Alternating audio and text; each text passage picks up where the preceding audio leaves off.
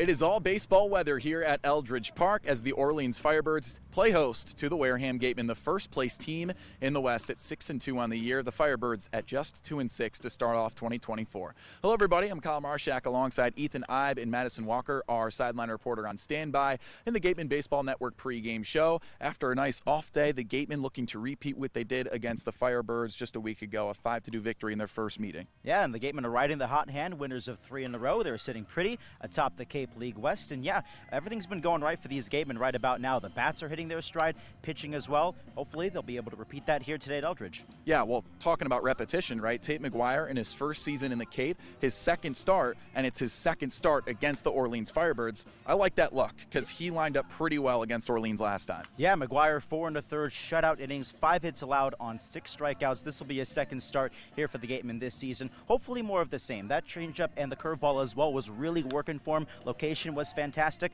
Let's see if he can do it again. Yeah, he twirled a gem in that victory against them at Spillane just a week ago. And with more, alongside that starting pitcher, it's Madison Walker. Thanks, guys. I'm Madison Walker. I'm here with starter Tate McGuire. So Tate, big day today. Just came off of our win, getting into first place. How are you going to use that to kind of motivate you and the team to keep on winning? Yeah, just use the momentum that we've built over the last couple of games to just keep it rolling and stay on top. So you did pretty good last time we saw you start against this team. You had 6 strikeouts. Is there something you're going to carry over from that start into today? Yeah, I think last time I did a pretty good job of just getting ahead in the count. And I think if I can do that again, we'll put us in a good spot. So what's it going to be like to, face the same lineup again? Are you going to use that to kind of put you some steps ahead? Yeah, so I got to see a lot of the swings from these guys last time. I think that we'll be seeing a lot of stuff that I throw, so I'm going to definitely have to mix it up a little more than I did last time. And then the people are wanting to know, what is the last show that you binge watched? Like a TV show? Mm-hmm. Probably Suits. Suits? It's a good show. Can you rate it out of 10? I'd give it a good 8.5 to 9. Sounds pretty good. I haven't watched it yet. We'll be sure to watch it. Thank you so much, Tate. Thanks, Madison. Yeah, Tate, all business on the mound, and sure enough, a Suits fan, huh? Yeah, Suits, a terrific show. I can't argue with that pick. Yeah, I'm not going to lie, I haven't watched that before. I feel like we've had this conversation before where there's like pieces of cinema that I'm just behind on. I heard a lot of good things about Suits. Well, the other guy suiting up on the bump for Orleans, Cody Bowker, out of Georgetown, he also had a scoreless outing in his debut. He's had 2 appearances in kind of limited starting positions, but he's combined for 5 1/3, no earned runs. So 2 0 ERA pitchers on the bump tonight. But let's get that. Let's talk about another pitcher added to the roster today for the Gatemen. Jackson Lucas, activated out of NC State. He'll add to an already really strong Gatemen bullpen. Yeah, excited to see Lucas finally suit up for the Gatemen this year. NC State knocked out of Omaha, so finally get to have him. And that bullpen has been solid as of late, Kyle. 13 innings the last couple of games, only 1 earned run allowed. You couldn't ask for much more out of the pen. Oh, yeah, they've been so strong just connecting a bunch of scoreless innings so far. So we're excited to see Lucas, who we heard should be one of the first arms out of the bullpen today. So we'll see what he does in his Cape League debut. Well, on the other side, let's talk about the offense. Obviously, you need that to win baseball games. They've done that on 3 wins in a row. Their second 3-game win streak of the year. Who's your hitter to watch? Well, first of all, Gatemen coming off their best offensive game by far. Oh, yeah. That 11-6 win against Hyannis a couple days ago. 3 home runs in that game, 2 of them from Eli Putnam. So naturally, he's the guy that I want to look for today, Kyle. Yeah, Putnam had some pop in that one, and Antonio Jimenez too. That solo shot, he looked really good. Bobby Bozer starting to get hot. Good time for the offense right now. Absolutely, they're riding the hot hand here, and hopefully they can keep that going here today at Orleans. Absolutely, looking forward to it. So it's a 6:30 start. We have an extra half hour to have some fun at Eldridge Park. A lot of fans out on the berm here, the hill, full of lawn seats and tarps and all sorts of stuff. So all the good vibes on a beautiful day for baseball here at Eldridge Park. We'll see you guys there on the Gatemen Baseball Network, powered by Cape League TV.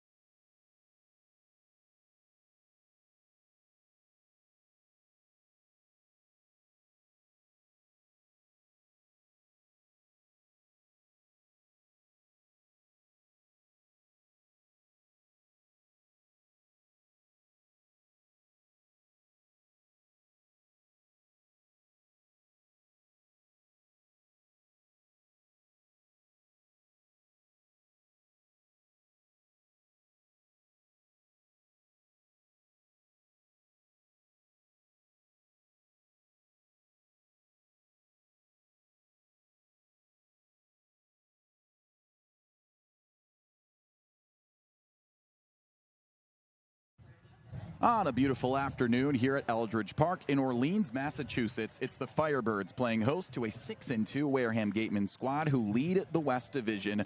On the other side, Orleans last in the Cape Cod's East Conference. Kyle Marchak alongside Ethan Eibe, Madison Walker on standby on the Gatemen Baseball Network powered by Cape League TV. Thank you guys for joining us, as it is definitely baseball weather, and the Gatemen, more importantly, looking for their 4th consecutive win today. Yeah, things are going well right now in that Wareham dugout. Second time in a row this year that they have won 3 consecutive ball games. Today they will start Tate McGuire, right-hander out of Arkansas, the freshman, making his 2nd appearance of the season and 2nd against Orleans. And he fared well against these Firebirds last time out in a 5-2 victory for Wareham. 4 1/3 innings of shutout baseball. He struck out 6 batters. Yeah, Cody Bowker on the other side to get things rolling for the Firebirds, who take the field first in this big contest. Firebirds looking for their 2nd straight win in a row. Again, the Gatemen looking for what would be a season-high 4 in a row. They haven't done that since 2019. So with that, the Gatemen's offensive alignment today. It's Brendan Summerhill out of Arizona in center field to lead things off. The 2-hole hitter Bobby Bozer in the portal at second base. Murph Gray, Fresno State, third baseman today. The left fielder out of USC Upstate, it's Jace Reinhardt. 5-hole belongs to Antonio Jimenez, also in the portal, a shortstop for the Gatemen today. Eli Putnam at first base, perhaps the hottest bat in the lineup right now out of Davidson to hit 6th. Nate Early batting 7th. The DH, the catcher Sam White making his debut out of West Virginia, and then Michael Lippi out of Louisville batting 9th. Digging into the left-handed batter's box, here's Brendan Summerhill. First pitch from Cody Bowker on the way, and the newly committed Vanderbilt Commodore is outside. 1 ball and no strikes to get us rolling. Summerhill, the lefty, has been hitting hot so far in the past couple of games. And the pitch, cut on and missed. 1-1, a fastball up in the zone. Last time out for the Gatemen. They enjoyed the off day yesterday, but an 11-6 win over at Spillane against Hyannis to give them sole possession of first in the West. 3 total bases in that last contest. From the full, the 2-0 or the 1-1 is swung on and popped foul down the left field line. And Summerhill certainly has been crucial as that spark plug at the top of the order. He's yet to hit his first home run, but he's come so close on quite a few occasions here in his first several games. 2 balls, 1 strike. And the tall righty from Georgetown kicks and deals. Swung on in, popped up. Once again out of play. Remains a 1-2 count. Summerhill hitting .304. Past couple of games in particular, just swinging a hot bat from the left side. Top to bottom, this lineup certainly has figured it out. 1-2 count. And the pitch, off-speed swung on, popped softly down the left field line. Giving chase is Chalowski, and that one is caught. Evan Griffiths snuffed it out right on the chalk for out number 1. Defensive alignment for the Firebirds. It is Griffiths down in left field, Hudson Shoup in center, Ben Ziegler-Namoa in right.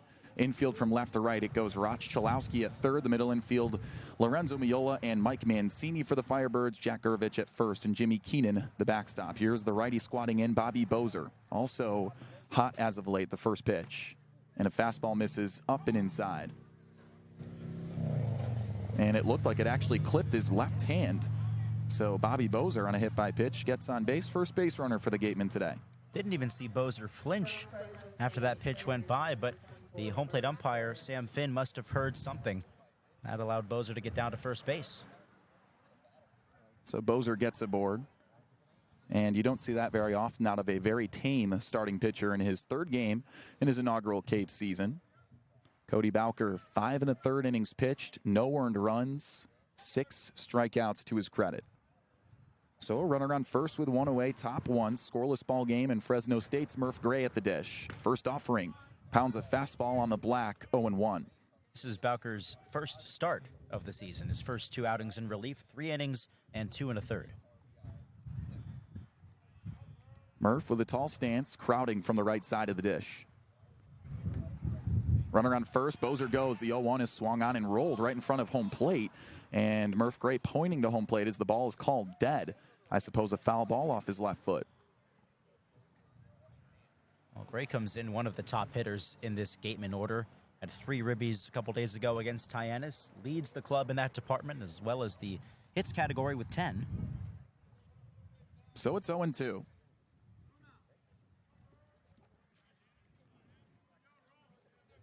Peek over the left shoulder toward first where Bozer stands, and now Bowker ready. Kicks in the slide step delivery, swung on, soft chopper right side. Charging the second baseman Mancini, throw to first is in time. Bozer moves to second. That ball was chopped so high to the right side off the bat of Gray that there was no choice for Mancini but to go to first base. No option to get Bozer at second. So through 3 batters, there are 2 outs. Bozer stands on second after a hit by pitch. And Jace Reinhardt at the dish. South Carolina upstate Spartan. Now West Virginia Mountaineer. As of 2 days ago. Yep, couple of Mountaineers in the same lineup now. First pitch to the righty. Inside. Gatemen come in with a league-leading .291 average. Impressive for a team that finished 9th in that department a year ago. Coming off a 17-hit outing, easily the best offensive performance the Gatemen have produced in a while. And easily this season. 1-0 deal. And Reinhardt watches a fastball on the outside edge, called strike. Reinhardt, .346 hitter through 7 games. Only a couple of guys beat him in that category on the Gatemen so far. 1-1 with 2 away, top 1 scoreless ball game. The pitch is fouled off to the right side. That right side here at Eldridge Park with a berm, and I'd say a hill that yields, I don't know, close to 1,000 pupils out there. In both games the Gatemen played here last year, official attendance was over 2,000. 1-2 with 2 down. The pitch with a runner on second, check swing on an off speed. Did he go? No, says the first base umpire. 2-2 count. When you think of the Cape Cod Baseball League, this is the setting that you dream of. Just a smattering of lawn chairs along a berm, sun shining, clear skies, and a beautiful day for baseball. Picturesque. 2-2. And the pitch is rolled foul down the third base line. Looks like it went off of Reinhardt's foot as well. He was hobbling out of the box. Reinhardt fresh off a haircut too. And he was joking about it pregame, hitting BP. Said maybe that's the change, although he doesn't really need a change, does he? No, I mean, he's hitting pretty well, just like the rest of these guys right now. Little off-day haircut. Deuce is wild. And the offer, check swing and a slider, a called strike, 3 on the inside edge. 1 reaches base, it's Bozer on the hit by pitch.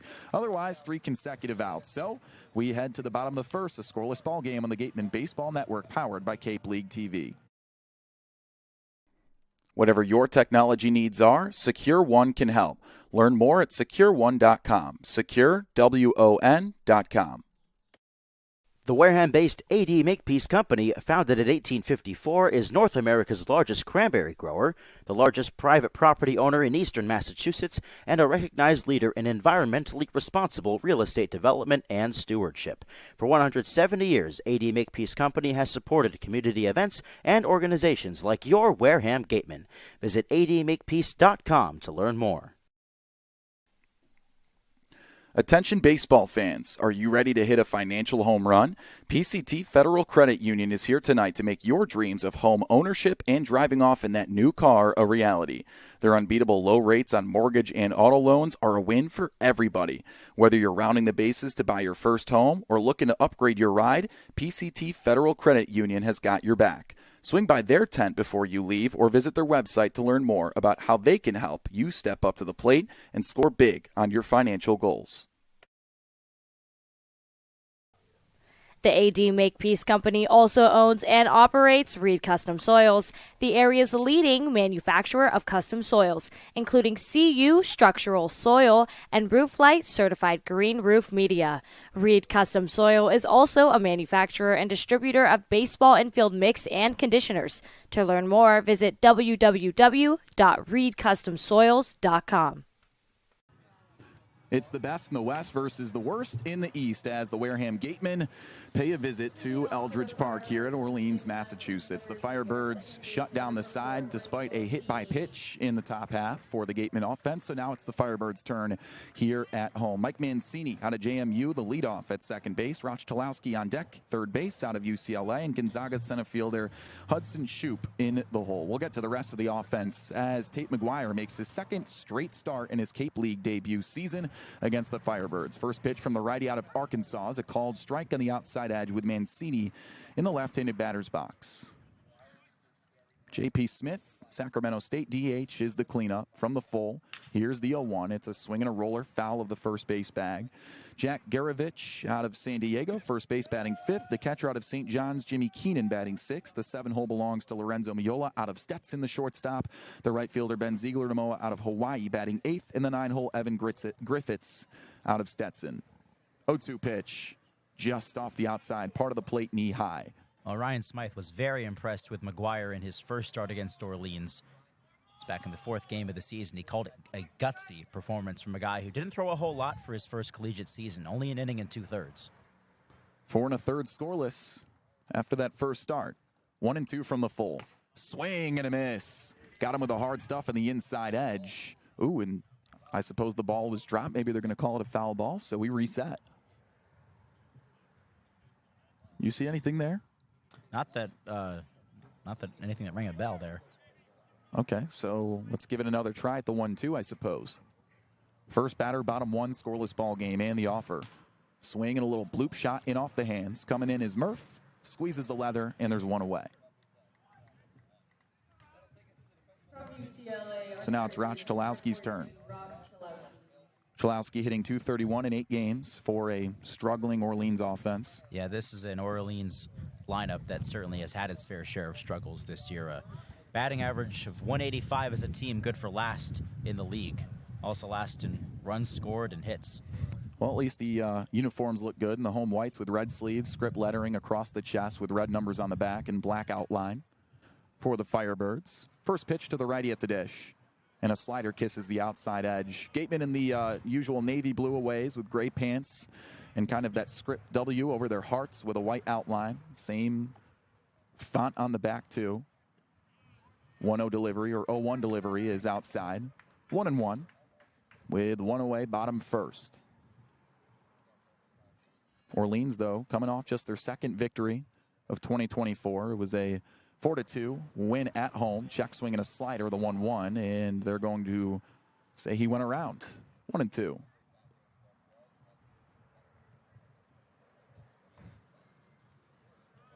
McGuire toes the first base side of the rubber from the full. Here's the 1-2, and he squibs an off-speed low.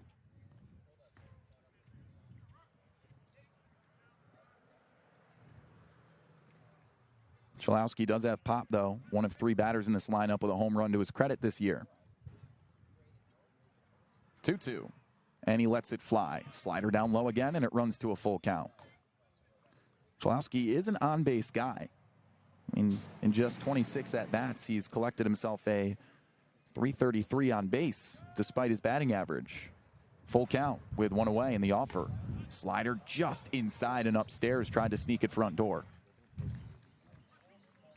Well, that slider was something that McGuire definitely had working in his first start. Obviously, just missed with that one. But if he can locate that pitch, pair it well with the changeup and the fastball, and locate all of his pitches, that'll be his key to success today. He did that so well against Orleans last time out.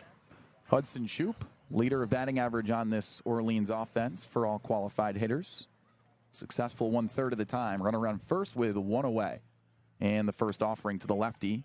Off speed at the knees, outside edge, and it's framed in there for strike 1. Yeah, Shoup's been the saving grace of this Firebirds lineup. He's the only guy hitting above 300. 0-1. McGuire, long set and the slide step delivery. Cut on and missed. Fastball on the outside edge. 0-2. Well, McGuire, the former #1 right-handed pitcher out of Missouri just a year ago. Out of Liberty, calls Kansas City home. Big Chiefs and Royals fan. 0-2 with 1 away. And the pitch, a slider swung on and chopped right back to him. Tate looks at second, throws to first. It's in time. 2 down.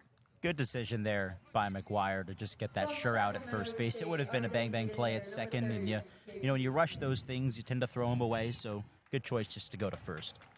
And I was just about to say, too, usually the pitching philosophy of this team challenged the hitters on the inside edge, but he'd been sitting on the outside part of the plate until he set him up for that off-speed, in off the hands for that ground out. So now it's the cleanup hitter, J.P. Smith, out of Sacramento State. Smith, a .231 hitter in 8 contests.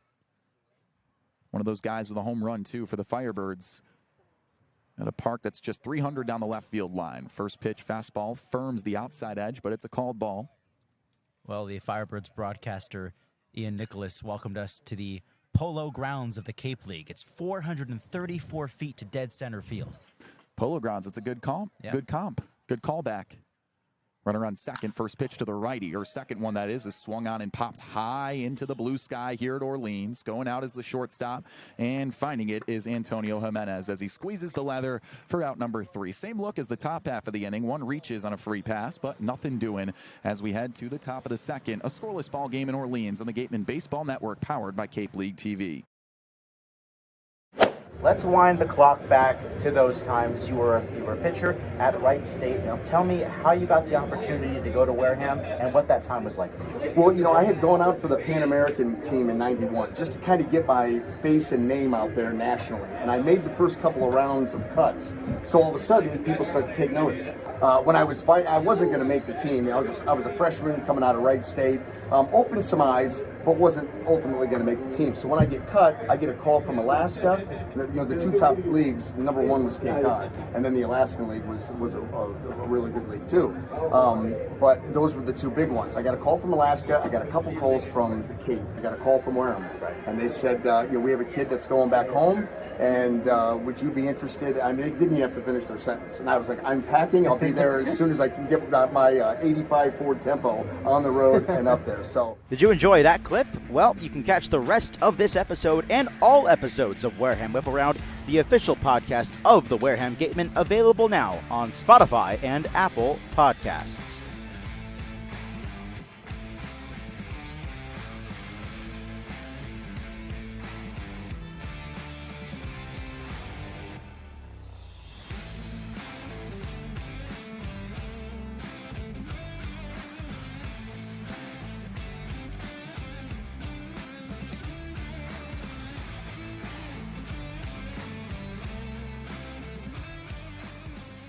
In the Gatemen Baseball Network as we head to the top of the second in Orleans, a scoreless ball game. First pitch to Jimenez, a fastball at the knees inside edge, 0-1.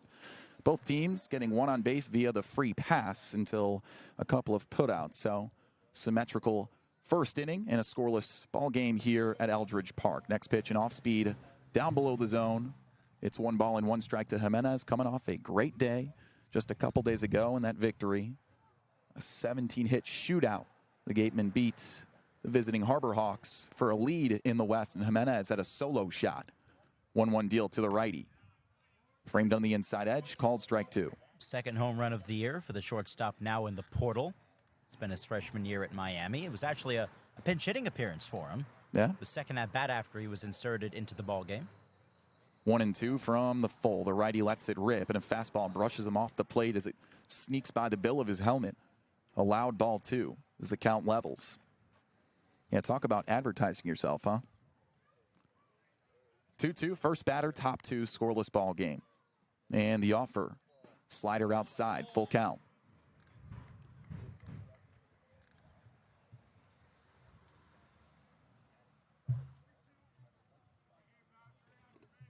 Three balls, 2 strikes. Jimenez, first at bat today. Cody Bauke lets the pitch fly, and a fastball is swung on and popped up sky high, trailing to the right side, waving everyone off in foul territory, and watching that one fall into the mid is the first baseman, Garavich. 1 down.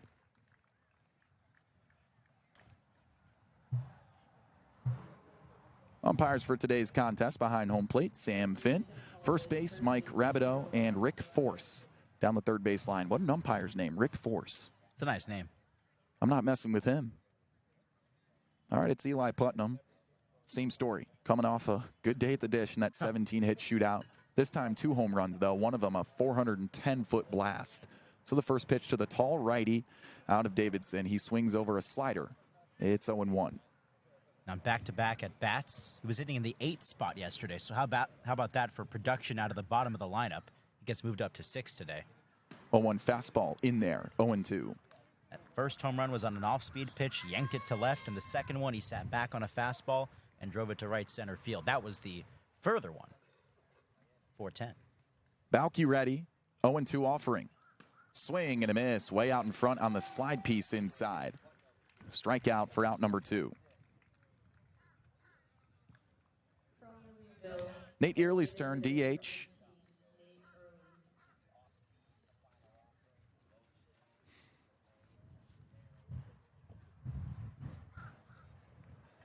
Lefty digs in, open stance in the left-handed batter's box. Balke, first offering. Fastball swung on, soft chopper over his head, charging the shortstop of the bare hand grab, Miola, and the throw to first is in time to get him. Nice pick by Garavich to retire the side. 3 up, 3 down for the Firebirds, who look to stay in a scoreless ball game as we head to the bottom of the second on the Gatemen Baseball Network, powered by Cape League TV. For a good piece of glass, call Eibe. Located at 3 Tyler Avenue in East Wareham, call Eibe Glass and Locks about getting a free quote for your windows, doors, locks, and other glass needs. Mastria Auto Group. Whether you need sales, parts, or service, call Mastria Auto Group for all your Kia, Cadillac, Mazda, VW, Subaru, and Nissan needs. Mastria delivers. www.mastria.com. Legacy Insurance has been servicing Wareham and the surrounding area since 1980. Call Legacy Insurance for all your insurance needs at 508-295-1315. Legacy Insurance, your hometown agency. Looking to buy or sell real estate in the South Shore, South Coast, or Cape Cod area? Joanne Stevenson has been selling Massachusetts since 2000. Specializing in residential real estate, she is a part of the #1 Berkshire Hathaway Robert Paul team. Whether you are looking for your first home, vacation home, or relocating, call Joanne Stevenson, your local Wareham agent, for all your real estate needs. A proud sponsor of the Wareham Gatemen. Bottom 2 of a pitcher's duel here at Eldridge Park in Orleans, Massachusetts. It's a scoreless ball game. No hits allowed between these two sides as Tate McGuire has his second frame in his second start. Second straight against Orleans. It's got to be nice for this kid who had a great debut to face the same lineup again, essentially. And not too many adjustments to make, hopefully, for a guy who really diced him up last time around. 6 shutout. Check that, 6 strikeouts over 4 1/3 shutout. His first inning was solid, just allowed a walk with 1 out, but stranded that base runner. Against a real struggling offense, not really to the brand of Orleans, one of the more historically successful franchises in the Cape as well. So in their last win, they only scored 4 runs. I think that kind of tells the story. That was their last game before that league-wide off day yesterday. A team that finished 1 win short of the Cape League Championship last year to the 2-time now champions, the Bourne Braves. Jack Garavich, first baseman, and the lefty out of San Diego. 0 for 3 in his last contest in that win, hitting just 160 in a handful of games this year. First pitch righty on lefty. McGuire firms a fastball right down Broadway, 0-1. All the scenery, though, here at Eldridge Park. Next pitch is fouled straight back, a soft squibber, 0-2. Mentioned all the fans on the berm in right field. Lawn chair galore. From the full, the 0-2 delivery to Garavich. Check swing on a changeup, didn't go around. Rarely seen changeup out of McGuire.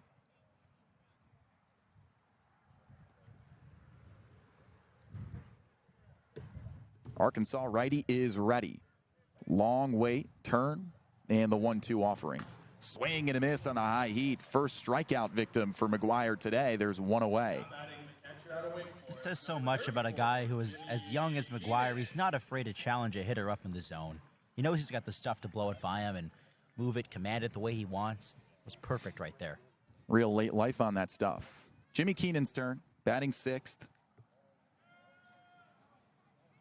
Catcher came in defensively, did not hit in that last victory. First pitch fastball outside, but on the corner.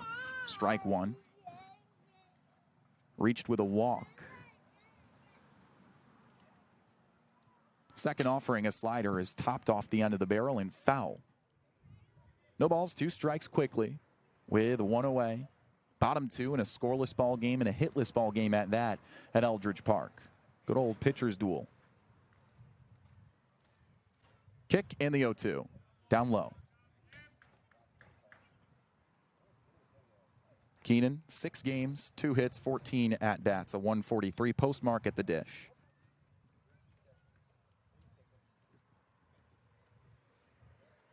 One ball, 2 strikes, 1 away. And the offering. Swing and a miss. Late on the high heat once more. Back-to-back Ks to start off the second. Stick with what works. That's what McGuire's doing right now. That fastball and that slider plays up in the zone. Why not stick with it?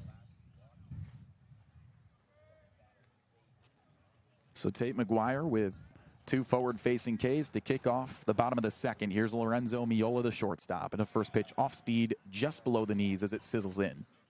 This bottom half of the Orleans order not particularly impressive. No one hitting above 150. And the next pitch is swung on and hammered into a deep right center field part of the ballpark, but reaching over his left shoulder and making the catch in the gap is Summerhill as he tracks it down for out number 3. 3 up, 3 down. It's a pitcher's duel at Eldridge Park in Orleans, Massachusetts. Scoreless ball game, top 3 we go on the Gatemen Baseball Network, powered by Cape League TV.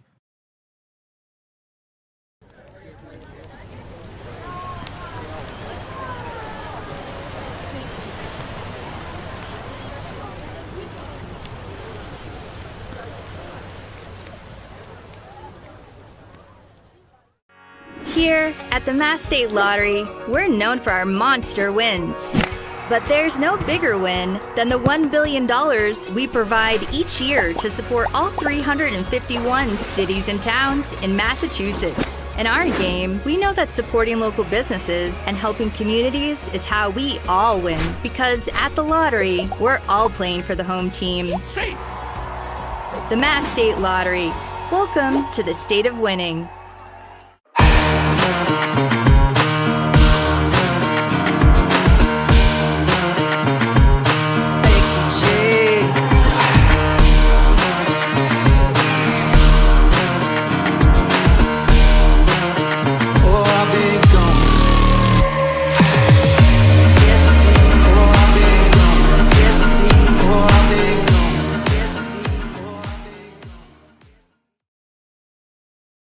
When you need to be seen for a minor illness or injury, Cape Cod Healthcare Urgent Care is here for you with high-quality, full-service walk-in care. ER expertise meets urgent care convenience at our 6 urgent care centers, which are staffed by board-certified ER providers and located Cape-wide from Falmouth to Orleans. Cape Cod Healthcare Urgent Care is open daily and offers a cost-saving. It's the new Wareham Gatemen, Sam White, to lead things off as we head to the top of the third. A bunch of goose eggs hitting wise in a scoreless ball game at Eldridge Park in Orleans, Massachusetts. Third inning of work for Cody Bowker. First pitch to the lefty out of West Virginia. It's a called strike as a fastball sizzles in there on the outside part of the zone, knee high. Great to see Sam White making his Cape League debut. Got here a few days ago, and here's his first bit of action. Sophomore catcher for the Mountaineers, the 0-1 on the way. Swing and a miss, aggressive hack at the high heat, it's 0-2. Listed on the roster as a catcher, but he's also more of a utility guy as well. He can play around the infield, sometimes at third base, and he's got a solid hit tool from that left side. 0-2, and the tall righty from Vanderbilt lets it fly. And a swing and a line drive smoked into right field. It rolls down the line, rounding first and thinking about 2, and staying there is Sam White. Way to introduce yourself in the Cape. Sam White with a single to lead things off here in the third. It's the first hit for the Gatemen today as well. Fire me up, Sam White. First at bat in the Cape, and you rope a liner into right field. So Sam White starts things off as the 8-hole hitter. Batting ninth, it's Lippy out of Louisville. With a runner on first, no outs. Top 3 in Orleans. Lippy, the righty, watches it down low, first offering a ball. Lippy, a .211 hitter in 6 contests. Does have 3 ribbies on the year as well. Good for a tie at third on the team. And the pitch, cut on and missed. Fastball right down Broadway.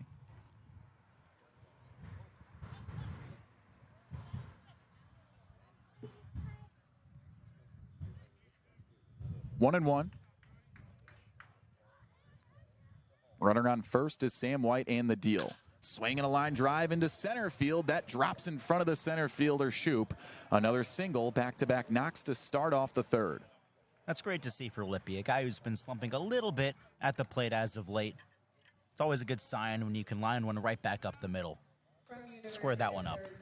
We've talked about how the bottom of the order has been carrying the weight in these past couple of offensive showings. So that flips it to the top of the order. Brennan Summerhill flew out to left field his first time up. Kyle, my day just got so much better because our producer, Joe Henry, He fetched me a lemonade from the concession stand. Can you believe the amazingness of this guy? Favorite producer right now?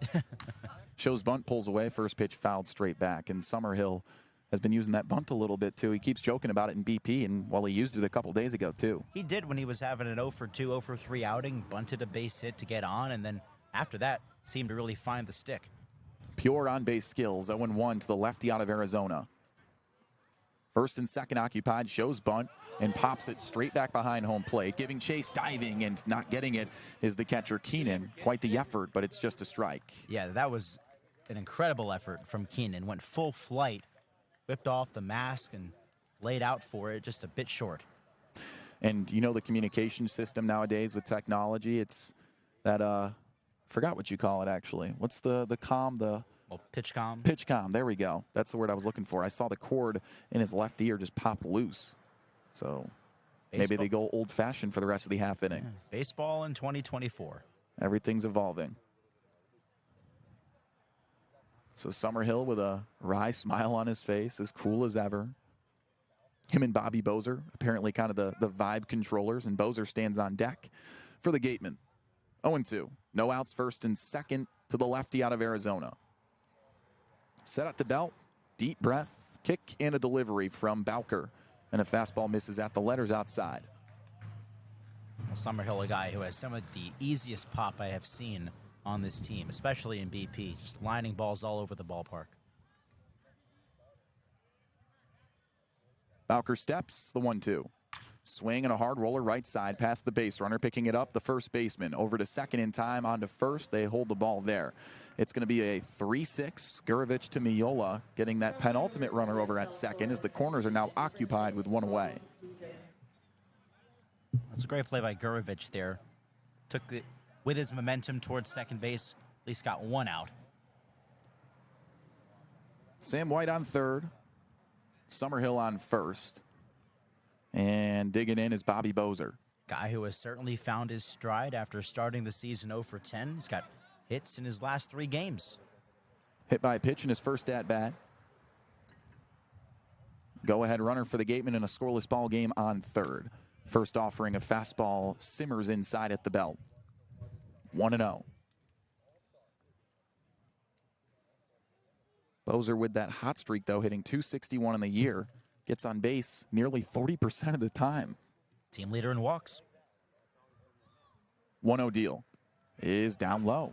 Runner on first is Summerhill. He goes to second. They're trying for the double steal. The throw to home is offline. Summerhill swipes second, and the Gatemen swipe a run as Sam White comes in to score. Very well executed by Summerhill and White.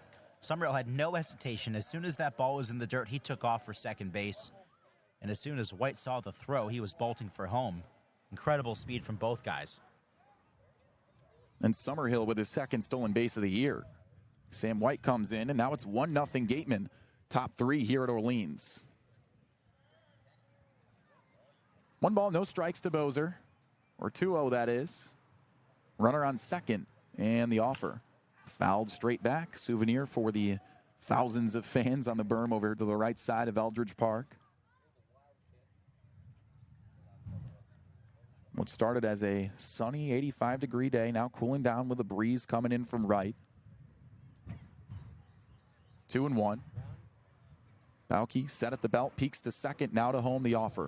Swing and a pop-up into right center. Summerhill looking to tag. Instead, he settles in the middle of the base path, and the catch from Ziegler Namoa is cut off. Nothing doing, a fly out for out number 2.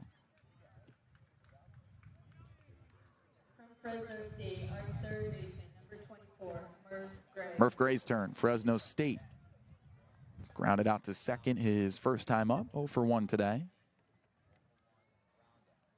Did have an RBI single and an RBI double in that last contest, hitting 2 for 5. Runner on second, 2 away. The first offer to the righty. And a front door slider is down low. Oh, does anybody you want up with a runner in scoring position? It's Murph Gray. Tends to come through in situations like these. Ribby machine. 6 on the year. That leads the team. 1-0 deal. Fastball, same spot, 2-0. Here comes Mr. Firebird. Mr. Firebird getting the job done. Mascot for Orleans. Quite the costume. Oh, yeah. Can't miss it. 2-0. And the pitch swung on, chopped foul of the third base bag. We were trying to track down his name before the game. We talked to a couple of Firebirds interns. We said, hey, what's his name? He said, oh, it's just a bird. Just a bird. We had to go to the source. We asked Mr. Firebird himself, and of course he told us his name very proudly. How could you not know the name of your own mascot? 2-1 with 2 away. Top 3 in the pitch. As a fastball swung on and rolled to short, picking it up, throwing sidearm onto first in time. Nice play by Miola once again to retire the side. But a double steal plates the first run for the Gatemen as they leave one on a couple of base knocks here in the top of the third. It's 1-0 good, guys, as we head to the bottom half of the frame here in Orleans and the Gatemen Baseball Network, powered by Cape League TV. For a good piece of glass, call Eibe. Located at 3 Tyler Avenue in East Wareham, call Eibe Glass and Locks about getting a free quote for your windows, doors, locks, and other glass needs. Mastria Auto Group. Whether you need sales, parts, or service, call Mastria Auto Group for all your Kia, Cadillac, Mazda, VW, Subaru, and Nissan needs. Mastria delivers. www.mastria.com. Legacy Insurance has been servicing Wareham and the surrounding area since 1980. Call Legacy Insurance for all your insurance needs at 508-295-1315. Legacy Insurance, your hometown agency. Looking to buy or sell real estate in the South Shore, South Coast, or Cape Cod area? Joanne Stevenson has been selling Massachusetts since 2000. Specializing in residential real estate, she is a part of the #1 Berkshire Hathaway Robert Paul team. Whether you are looking for your first home, vacation home, or relocating, call Joanne Stevenson, your local Wareham agent, for all your real estate needs. A proud sponsor of the Wareham Gatemen.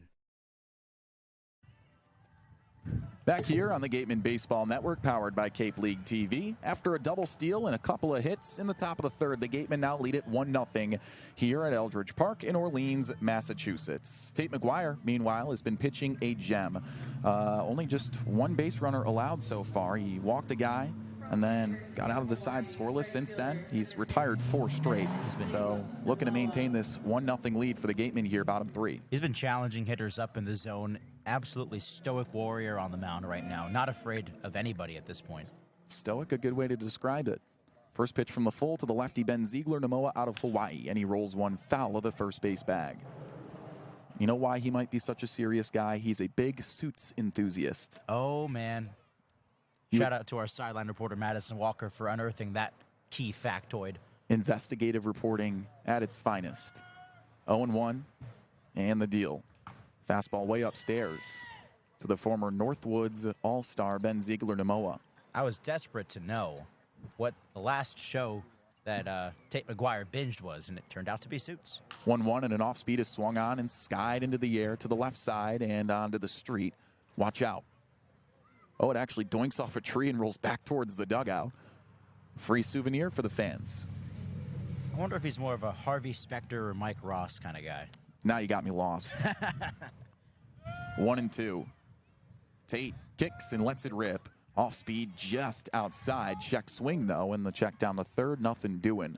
So it's just ball 2 as the count levels. First batter here, bottom 3, 1-0 Gatemen.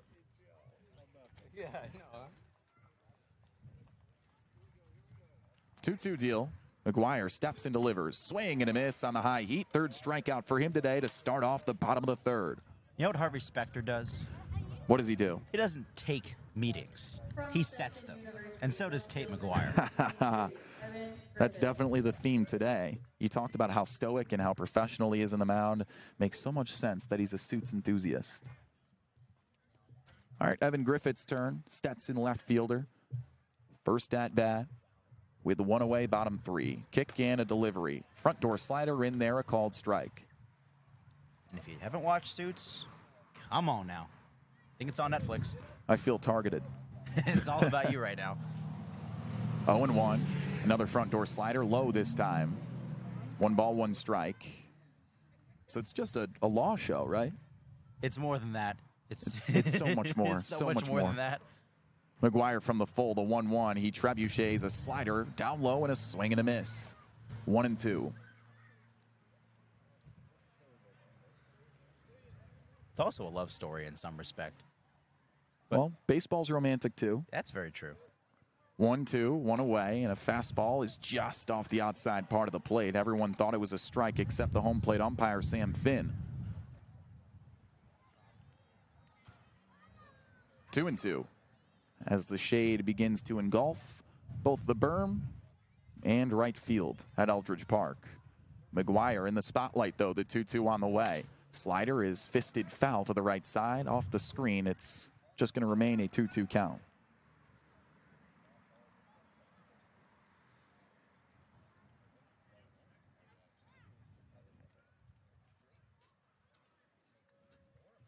McGuire peers in for the sign. Turns and delivers the 2-2. Check swing and a slider low. Didn't go around. Runs to a full count. A professional at bat from Evan Griffiths here.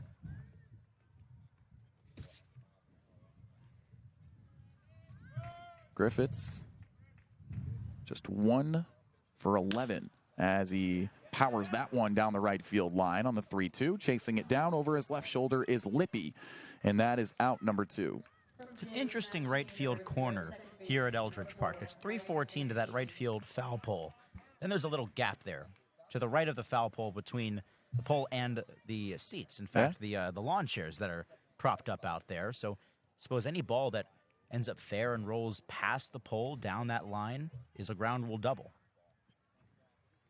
2-way, first pitch to the lefty leadoff hitter. A swing and a miss on an off speed in the dirt. It's Mike Mancini 0 for 1. Flew out to third base his first time up. Another one of those open concept fields. What was the other one we saw like that? Falmouth. Next pitch fouled straight back. A tipper into the screen. It's 0-2 as he's laid on the heat. Yeah, no real barriers to the field. Not normal dimensions at this ballpark either, which we'll talk about in the next half inning as McGuire looks to shut down the show. 1-2-3. He turns and delivers the 0-2. Fouled straight back. Just caught a piece of the high heat again.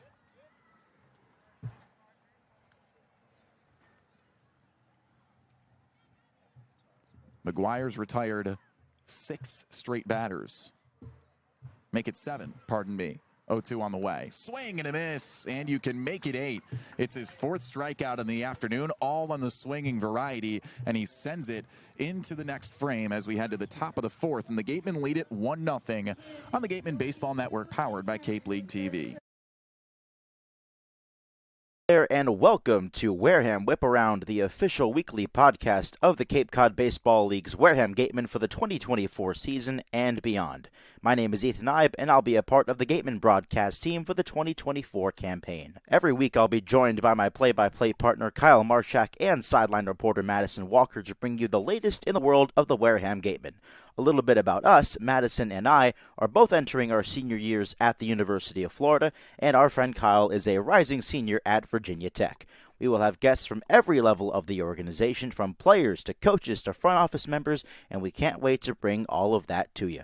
Opening day is just around the corner as well, so make sure to stop by Spillane Field on June 15th as the Gatemen take on the Chatham Anglers to open up the summer. Be sure to follow the Gatemen on Instagram and Twitter at Wareham Gatemen, and check out our Facebook page for updates on the new season. One more thing before I go, if you want to watch Gatemen games this season, please check out CapeLeagueTV.com for free live streams of all 40 regular season games. Once again, that's CapeLeagueTV.com. We look forward to bringing you this podcast every week and can't wait to go on this journey with all of you. Thanks for listening, and we'll be back here real soon. This is the... It's 4-5-6 up as we head to the top of the 4th on a 1-0 Wareham Gatemen advantage over Orleans at Eldridge Park. Hello, everybody. Welcome back on the Gatemen Baseball Network, powered by Cape League TV. Kyle Marchak alongside Ethan Eibe, Madison Walker, our sideline reporter, our producers Joseph Henry and Ellison DeWitt. So it's going to be Jace Reinhardt's second at bat today as the Gatemen are coming off their first run and the first pair of hits today. Showing bunt as Reinhardt pulls away, and the pitch is well outside and rolls all the way to the backstop. Reinhardt struck out looking back in the first. Just a picturesque afternoon as the Gatemen have a slight advantage in a pitcher's duel. From the full, here's the 1-0 delivery from Bowker, and Reinhardt fouls it straight back. So we mentioned this open concept field, Ethan. You could essentially run onto the field if you wanted to down the lines. 314 on the right field line, just 300 down the left field line. So right-handed hitters galore. 1-1 deal. Fouled back again under the high heat this time. It's 1-2. First batter at the top of the fourth. Gatemen lead it 1-0. Any rabbits around here, though, like Falmouth? I haven't seen any. A bunch of dogs at the ballpark, though. Oh, man. We've seen so many today. 1-2. And the pitch. Swing and a miss way upstairs. And he swings right through it. One away. So many good boys and girls at the ballpark today. Oh, yeah. In fact, I think it's time we debut our new segment on the broadcast, Doggo of the Day. Doggo of the Day. We met a Feist/Chow named Stella earlier. And her little brother, who's just a puppy, a King Charles Spaniel. I nearly died. Name was Buddy. Buddy. Another righty at the dish. Jimenez 0 for 1. Flew out to first base. First offer. Fastball is framed on the inside edge, a called strike. And we were traversing the berm area down the right field line here. We found those two pups. Had to step aside for a moment and pet them. Had to. I couldn't help it. It's actually an issue of mine. Here's the 0-1. Fastball smoked foul down the third base line, 0-2. It's an issue we both have. Not a bad problem to have. I was about to say, not a bad issue necessarily, but an issue nonetheless. Or let's say a repetitive occurrence is a better way to describe it. It just takes us off task sometimes, but, you know, we need that break every now and again. I can float off task pretty easily, like this inning right now, where we're talking about more dogs than baseball. But it's perfect because Jimenez just called time, so I'm going to keep talking about it. Saw a yellow lab earlier. Black lab, that was a puppy, walked by. Madison saying that she saw that dog too. She's giving the nod of approval. Madison has a dog of her own, Fenway. Oh, man. Fenway, a Labradoodle, correct? Golden Doodle, pardon me. 0-2 pitch to Jimenez. Called strike 3. Fastball on the inside edge, sizzles below the letters. That's a good morning, good afternoon, and good night. 2 straight Ks to start off the top of the fourth. Yeah, Fenway's just one of my favorites. Now, it's ironic, right? We're on the Cape. Obviously, the market here is Boston. Yep. Just an hour south of Fenway Park. Yet, Madison paid her first visit to Fenway Park as the first pitch is a slider outside to Putnam just a mere few weeks ago. And how long have you owned Fenway now, Madison? 2 years? Okay, 2 years we're hearing from Madison. Next pitch to Putnam, he fouls a fastball back. 0-2. Well, from what I remember, I believe it was her sister who named a dog Wrigley, right? Posey, my mistake. So she had to go with another baseball-themed name. Because Madison, the big Giants fan that she is, but 1-1. She had to be different. 1-1 to Putnam, and the pitch, a slider. He goes out in front again as he fishes for it. It's 1-2. Love baseball-themed dog names. You know, Reese Hoskins' dog is a rookie. Oh, that's right. That's right. Former Philly. 1-2 deal. Putnam swings and lines it deep into right center field. Tracking back, looking up, and making the catch is Hudson Shoup. So allowed out number 3, avoids the 3 strikeouts in a row, but it is a 1-2-3 inning for Cody Bowker, who recenters after giving up a run an inning ago. So it's still 1-0 Gatemen as we head to the bottom half of the fourth on the Gatemen Baseball Network, powered by Cape League TV. Let's wind the clock back to those times. You were a pitcher at Wright State. Now tell me how you got the opportunity to go to Wareham and what that time was like for you. Well, you know, I had gone out for the Pan American team in '91 just to kind of get my face and name out there nationally. And I made the first couple of rounds of cuts. So all of a sudden, people started to take notice. When I was fighting, I wasn't going to make the team. I was a freshman coming out of Wright State, opened some eyes, but wasn't ultimately going to make the team. So when I get cut, I get a call from Alaska. The 2 top leagues, the number 1 was Cape Cod, and then the Alaskan League was a really good league too.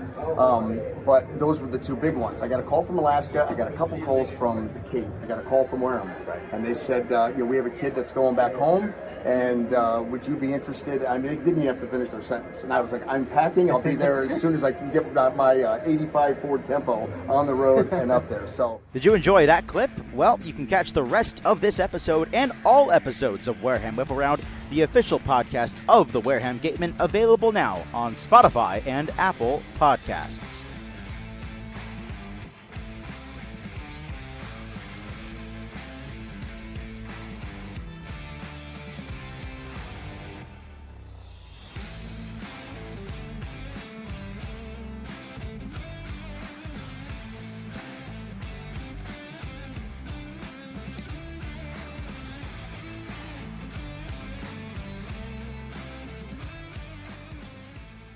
As the sun begins its descent here on the Cape, we enter the bottom of the fourth in Orleans, Massachusetts at a beautiful Eldridge Park.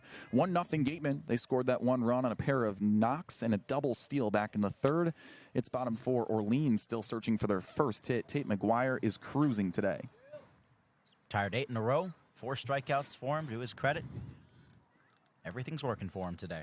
2-3-4 coming up. Second at bat for Rock Chalowski. First pitch, an awkward swing and a miss over a slider on the outside edge. The righty finds the hole in his bat. He's 0 for 0 today, just walked back in the first. From the full, here's the 0-1. And a changeup in the dirt this time. He spits on it, 1-1. That slider was the quintessential McGuire moment of the game. I mean, that basically packages up everything that he's been doing so far. 1 ball, 1 strike. McGuire kicks and deals. Swing and a 2-hopper into the chest of the shortstop Jimenez. Skips, throws, in time, 1 away. It's an interesting infield here at Eldridge Park. Thick grass. Infield grass, probably 2-3 inches tall, maybe more. Watching it during batting practice, it definitely killed a lot of ground balls. Any sort of slow roller, you know it's going to die quickly. So do you think that makes for more infield hits or less infield hits? Well, it certainly makes it bit more tough for the infielders, I'll say that. First pitch to the lefty, showing bunt and pulling back on a called strike. Hudson Shoup out of Gonzaga for 1. He grounded out. Back to the pitcher his first time up. Might make bunting up the line a little bit easier. True. 0-1. Swinging a line drive the other way. Charging and gloving it is the left fielder Reinhardt. Loud out number 2. Now it's J.P. Smith's turn. Sacramento State, he's 0 for 1. Flew out to the shortstop his first time up.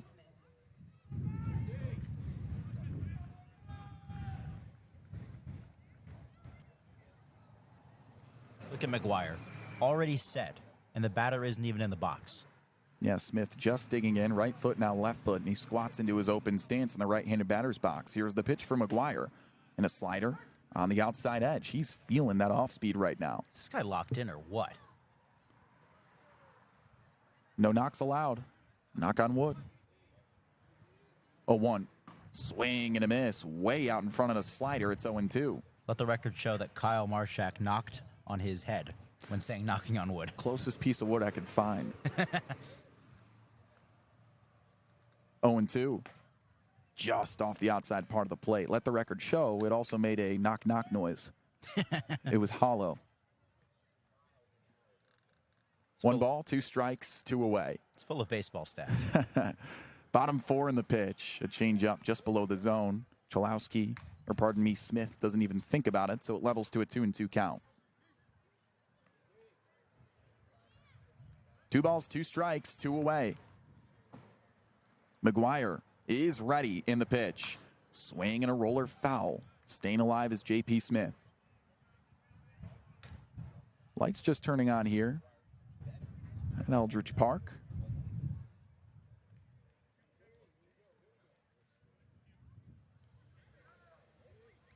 2-2. McGuire from the full. Swing and a miss. That's McGuire's 5th strikeout of the afternoon. His 11th straight batter retired. No hits allowed through 4 frames and a 1-0 Gatemen lead as we head to the top of the 5th. But before we do, let's toss it over to our sideline reporter, Madison Walker, for more. Thank you so much, Kyle. Another solid outing we're seeing from McGuire against Orleans with 5 strikeouts so far and recording 6 last time. So far, we've seen him all over the zone with his fastball getting up to 94. His changeup has also been stumping the batter batters getting up to 85. I knew this was going to be another strong game for him when the very first pitch of the game was a fastball strike. That's always a good sign. I know you boys can get behind that, but when I spoke to him before the game, he mentioned feeling more prepared and motivated because he had seen this lineup before. You know, last time, amazing outing against Orleans, and he was ready for him today. Clearly, as we're seeing, he's extremely ready for them, but he's definitely a fun one to watch because when he's on. As you guys mentioned, he looks extremely locked in tonight. I would not want to face him as a batter on that plate. Would you boys? No, not at all, and especially if he's a Suits enthusiast, right, Madison? Oh, he loves it. He rated it 8.5 to 9 out of 10. Okay. That's a hard rating. That's a vote of confidence if I've ever heard one. For sure. All right, well, the Gatemen are looking confident, too, with a 1-0 lead. We send it to the next half inning. Actually, we'll stay right here as the next batter is digging in from the left side. The Gatemen with 2 hits as they lead it. Nate Early digging in the DH.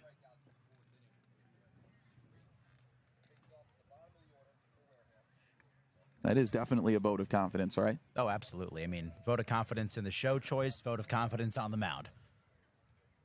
2 hits allowed, 1 earned run to the credit of the righty Cody Bauke. Kick in a deal, first pitch to Early, a called strike. And you know what kind of stinks is that the fact that McGuire's pitching as well as he has kind of overshadowed the fact that Bauker's not necessarily pitching terribly either. But he is the one in a losing situation as he turns and deals the 0-1. Early a check swing, it's down low, ball 1. Got into a little bit of trouble in that 3rd inning. Gatemen scored their first run on a double steal, but he's retired 5 in a row now. 1-1, top 5. Gatemen lead at 1-0. Kick and the pitch. And a squibber straight back in our direction. Jumping out of the way is Sam White. Head on a swivel, Sam. It's your debut. A little welcome to the Cape moment. Kyler Armstrong, our photographer down there, is shaking his head. It didn't hit him, did he? 1-2, swing and a soft flare to the left side, and ranging over, grabbing it over his left shoulder is Chalowski, the third baseman. Soft hit ball for out number 1. Okay, that other thing that Madison said that I know you're ritualistic about, the first pitch of a ball game. She said it. She's like, hey, 95, fastball framed in there for a strike. I know you're kind of a big first pitch guy, too. Absolutely. It's a telltale sign of how things are going to go. That's just the way that I feel about it. That feeling in your gut. You've had good luck lately, though. First pitch, lefty with 1 away, top 5. It's Sam White. He singled. Shows bunt, pulls away, and a slider brushes him off the dish. Shout out to the Panthers. Oh. Stanley Cup. Oh, I'm feeling good about that right now. Open up that soapbox, huh? Oh, baby. 1-0 deal to White. Fastball framed on the outside edge, a called strike. You have no idea how badly I want to be along that parade that's happening on Sunday in South Florida. Book a ticket back home real quick. Don't tempt me. 1-1 is swung on and walloped the other way, ranging over in the gap, looking up at the wall. It's out of here. Sam White goes the other way. In his debut, it's his second knock and his first big fly on the Cape. He extends the lead for the Gatemen. It's 2-0 good guys. Wow, what a debut to this point for Sam White. We saw it from Jacob Jarrell at Bourne a couple of days ago, hitting a homer in his debut, and now White's done it here at Orleans. He's slugged 10 this year for the Mountaineers, and now he's got his first one on the Cape. Nearly the exact same sequence of events. A new catcher gets a hit and then hits a home run in his next at-bat. Looking to follow up that performance with 1 away. And getting brushed off the dish on the first pitch is Michael Lippy. They're going to say he actually accidentally made contact with that, showing bunt. So it's a foul ball for strike 1. Man, that ball just kept carrying. 0-1 with 1 away. Swinging a fastball, and he flares it straight back. A foul ball for 0-2. Kind of a short porch out there and left, but you're going opposite field. That's some real power. Absolutely. No balls, 2 strikes, 1 away, 2-0 Gatemen. And the pitch fouls it off his foot.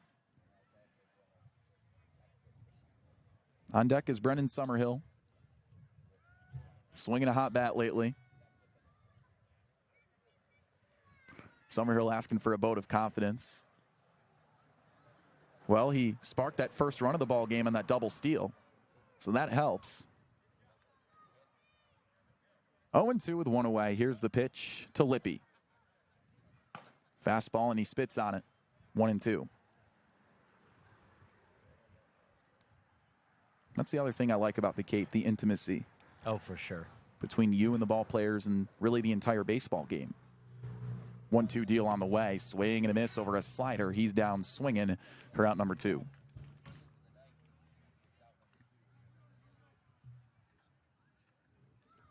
So it's back to the top. Brendan Summerhill reached base in the third on a fielder's choice, swiped second, and brought home Sam White on that double steal the first run of the ball game. Summerhill, a real five-tool guy.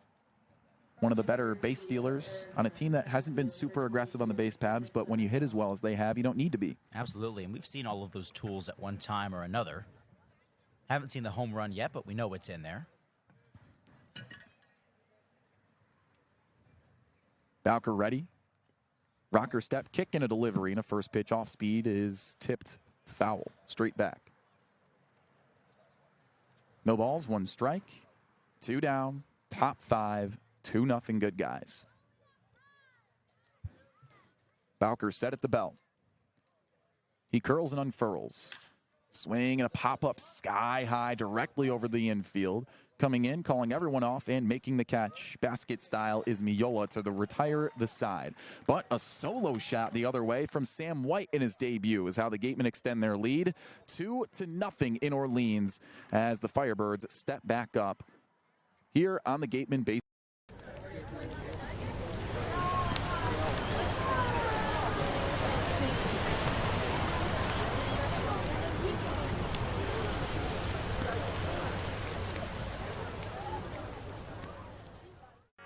Here at the Mass State Lottery, we're known for our monster wins.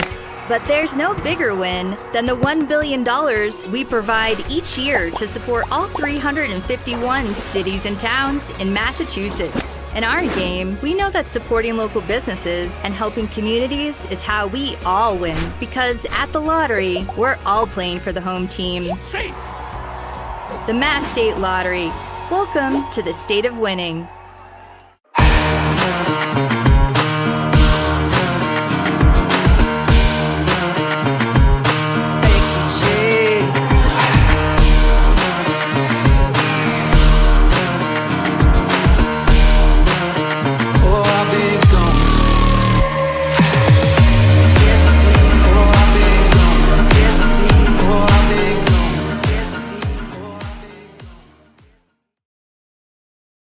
When you need to be seen for a minor illness or injury, Cape Cod Healthcare Urgent Care is here for you with high-quality, full-service walk-in care. ER expertise meets urgent care convenience at our 6 urgent care centers, which are staffed by board-certified ER providers and located Cape-wide from Falmouth to Orleans. Cape Cod Healthcare Urgent Care is open daily and offers a cost-saving option for everything.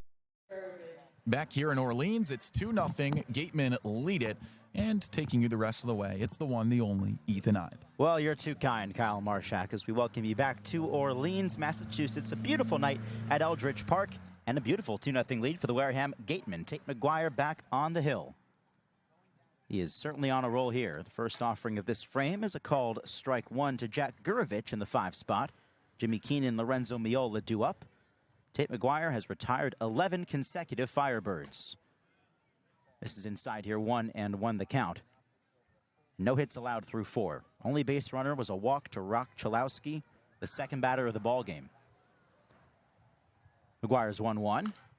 Fouled straight back over the press box, and it heads onto the street behind us here. It really is a cute place to watch a game. Oh, this is so romantic with the sunset and the trees and the fans. 1-2 pitch, swing and a miss. Down goes Gurovich for the 6th strikeout of the night for Tate McGuire. He's just been pumping that fastball by him today. Absolutely, and he's challenging hitters up. That fastball was about letter high.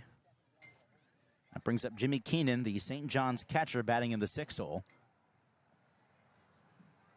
That Rock Chalowski walk was the only base runner to this point for Orleans, as there's a swing and a miss by Keenan for strike 1 on the slider.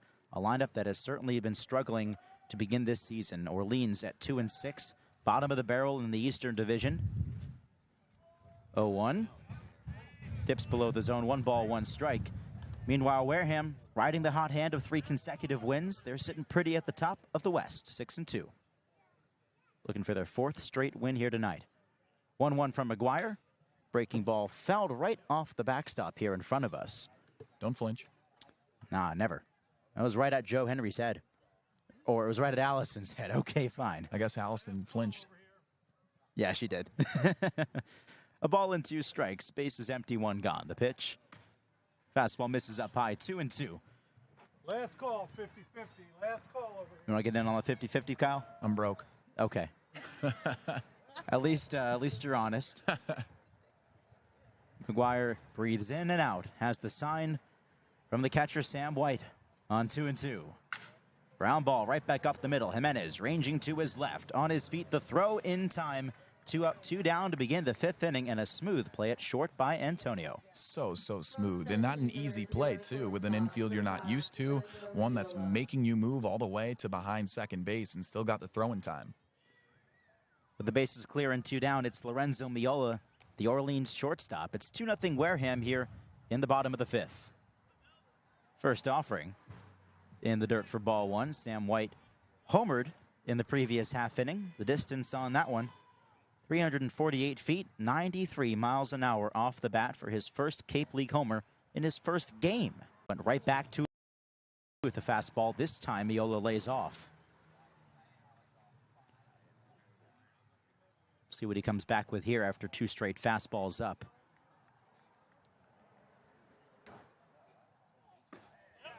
This fastball just up high and not missing by much there. Now a full count. 12 straight batters set down for the Arkansas right-hander. Payoff pitch. Inside ball 4. Just the 2nd walk issued, and it snaps the streak. And once again, a really good pitch to walk on. I mean, slider just off the inside part of the plate. Could have easily been called a strike. So here's the 8-hole hitter, Ben Ziegler-Namoa, out of the University of Hawaii. Looking to keep this half inning going for Orleans. Firebirds have yet to muster a hit. Tate McGuire looking for 5 shutdown innings. It's already gone more than his first outing against Orleans. The first pitch in the dirt for ball 1. Nice stop by Sam White.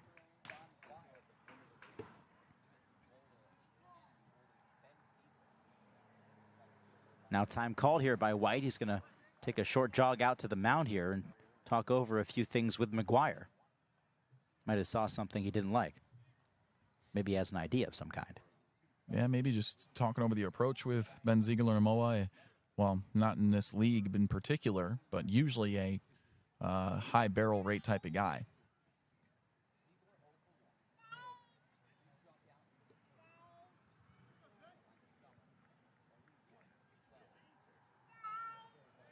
McGuire has the sign from White, who's now back behind the dish. On 1-0. A slider up and in. 2 balls, no strikes here. McGuire looking to finish off a nice 5th inning. It's been a terrific outing to this point for the freshman. 2-0. Fastball right there and a called strike. McGuire only went 4 1/3 in his first outing against Orleans. He's already eclipsed that here tonight. And Ziegler-Namoa in the left-handed box. A throw over to first. Miola back in safely. He's the base runner there with 2 outs.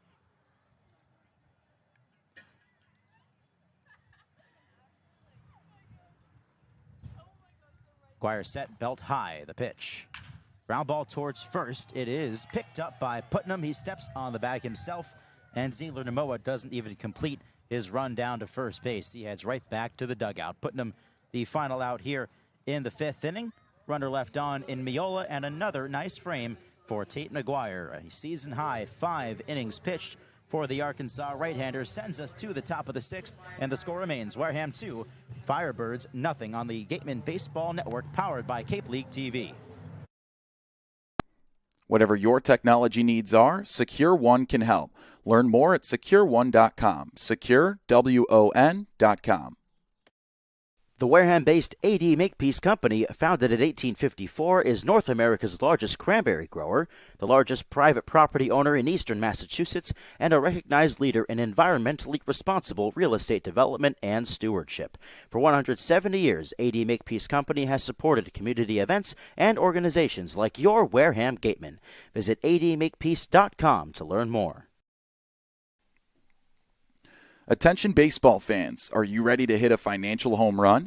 PCT Federal Credit Union is here tonight to make your dreams of home ownership and driving off in that new car a reality.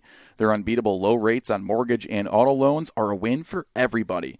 Whether you're rounding the bases to buy your first home or looking to upgrade your ride, PCT Federal Credit Union has got your back. Swing by their tent before you leave or visit their website to learn more about how they can help you step up to the plate and score big on your financial goals.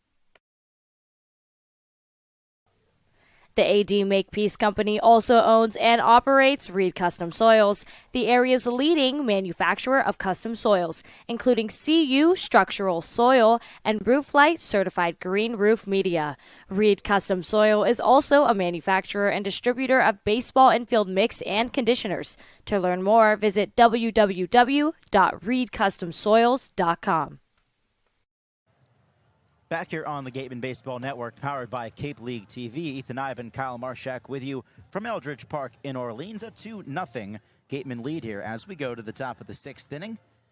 Gatemen back out there looking to extend their lead against a new right-hander. For Orleans, it is Jaden Volker, a guy the Gatemen have seen once before this year in their first game against Orleans back at Spillane Field. That was on June 18th, exactly 1 week ago. Volker was the starting pitcher in that game.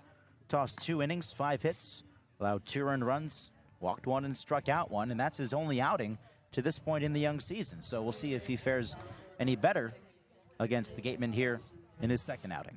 Well, it's just not an easy offense to pitch to at the end of the day, but yeah, I mean, we'll see if there's anything that he changes, which is what he would have to do, change something up in order to pitch better against him here. Said it's going to be tough to pitch to him. Yeah, it is. League-leading .291 average, also leading the league in hits and doubles, triples, third in homers.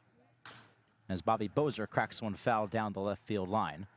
Bozer, Murph Gray, Jace Reinhardt due up here for Wareham. Murph so close to me, he probably can hear me.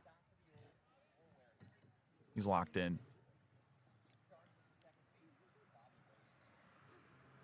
Bozer watches ball 1 upstairs, a 1-1 count. Bozer with a hit by pitch in the first. He flew out to right field in the third. 1-1 pitch is cracked foul. It dribbles right behind home plate. Bozer certainly finding his stride here as of late. Hits in 3 straight. Had his first extra base hit 2 nights ago against Tyannis. On-base machine. 1-2. And a swing and a miss. So a slider low and outside. Bozer couldn't get any wood on it. Now he heads over to Murph Gray, gives him some words of advice before heading back to the dugout as Gray steps up. I believe the word he said was slow.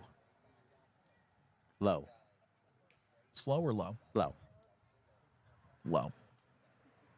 Low it is. First pitch to Murph. This is up high for ball 1.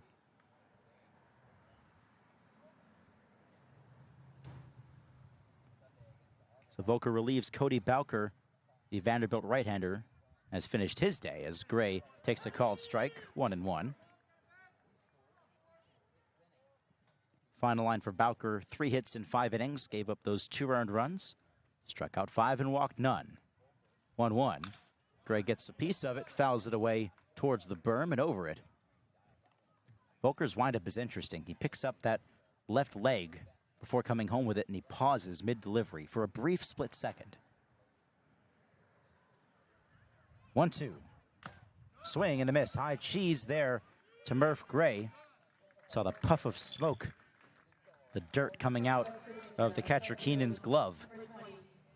That fastball went right by him. 2 up, 2 down here to begin the top of the 6th. It's a 2-0 Gatemen lead here against Orleans. Base is empty.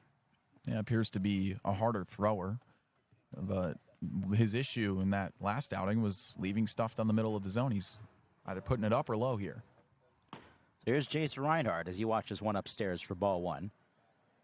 Reinhardt 0 for 2 with a couple of strikeouts. Those Ks have been piling up for him in the last couple of ball games. 1-0. Another one just up high, 2 balls, no strikes.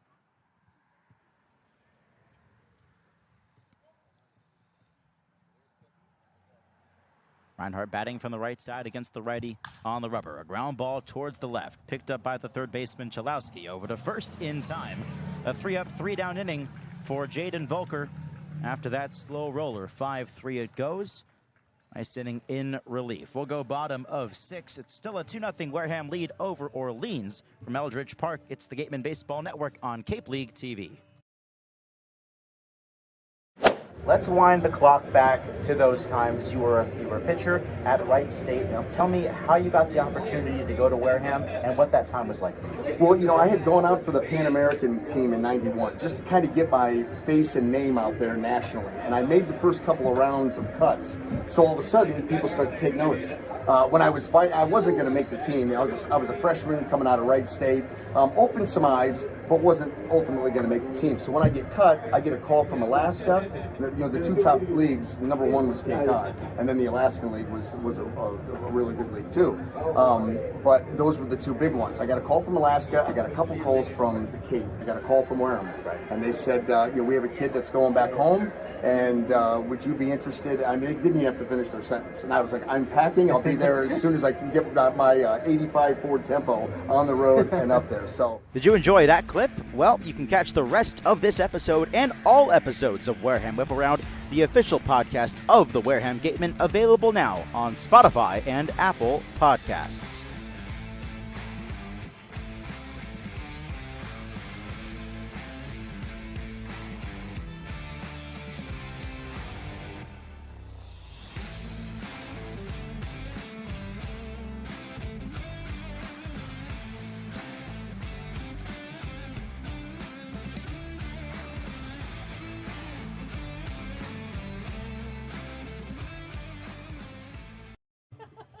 Back here at Eldridge Park, here in Orleans. Ethan Eibe, Kyle Marchak with you on the Gatemen Baseball Network, powered by Cape League TV. It's Gavin Black taking over for Tate McGuire here as we go to the bottom half of the 6th.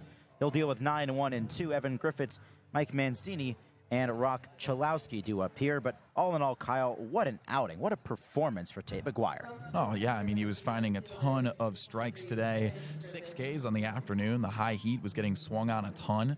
And on top of that, too, no knocks allowed. Just really good stuff from him. Only base runners, 2 walks, 1 in the 1st and 1 in the 5th. Struck out 6 batters. Just an outstanding effort from the young right-hander, the freshman out of Arkansas, as Gavin Black steps on the hill for the 3rd time this year in a couple of games, 4 1/3 innings. Only allowed 1 hit to this point. Evan Griffiths at the box. And the first pitch zips in there for a called strike 1. Black rocking the high socks look. Those gray pants rolled up just below knee level. Always a classic look. Kid's a stud. And a really fun guy to talk to. I mean, this guy might be the team jokester, I think. 0-1 pitch. Catches the bottom part of the zone, knee-high fastball. 0-2 to Griffiths, who's 0 for 1. Flew out to right field. Now is back in the 3rd inning.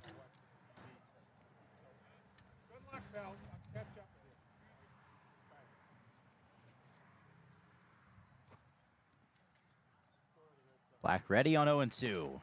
And that one just off the plate. Missing the outside part. Black out of Mississippi State, started his college career at Northwest Florida State. 1-2. Slap foul goes off the netting, right by the Orleans first base dugout. ERA just below 5.5 this year for the Bulldogs, 13 1/3 innings. Batters at .250 against him. Also spent some time with the Syracuse Saltcats in his previous summer baseball career. Yeah. Breaking ball lofted foul. That one ends up right along the berm, goes over it. Still 1 ball, 2 strikes on the leadoff man, Evan Griffiths.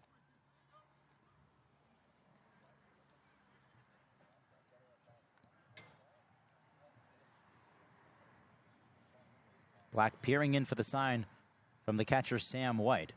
Ball and glove waist high as he twirls and deals. Just up high with that slider there. 2-2 now.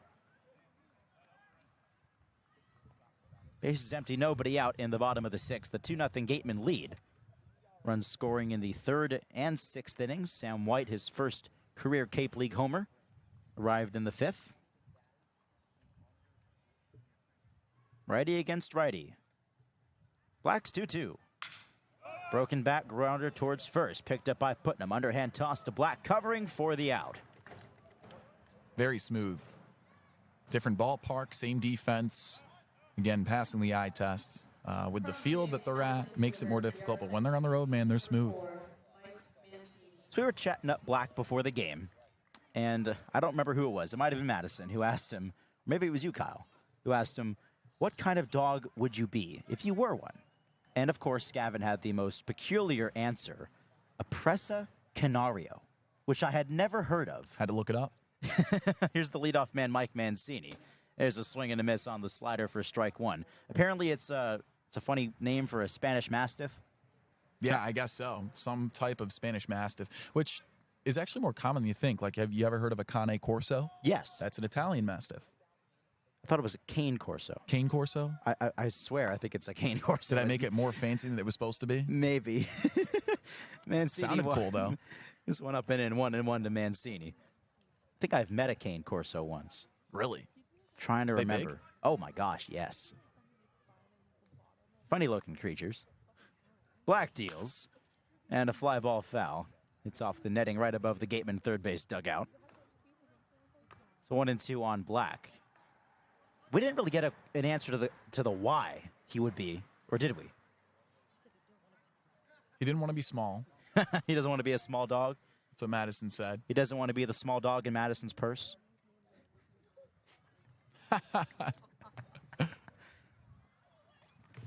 The 1-2, a grounder towards second on 3 hops there for Bobby Bozer. Easy throw to first for out number 2. The funny part is, like, that's the vibe that Madison gives off, right? She'd have, like, a little chihuahua on the purse. Absolutely. Are you But kidding me? she owns a golden doodle. I know. 65 pounds, she says. 65 pounds isn't that big. Could Fenway fit in a purse, Madison? No. She says she holds him like a baby. 2 gone and the base is empty for Rock Chalowski. A 2-0 Gateman lead here in the 6th inning at Orleans. Black delivers. Chalowski shows bunt, gets a piece, and it rolls right back to the backstop.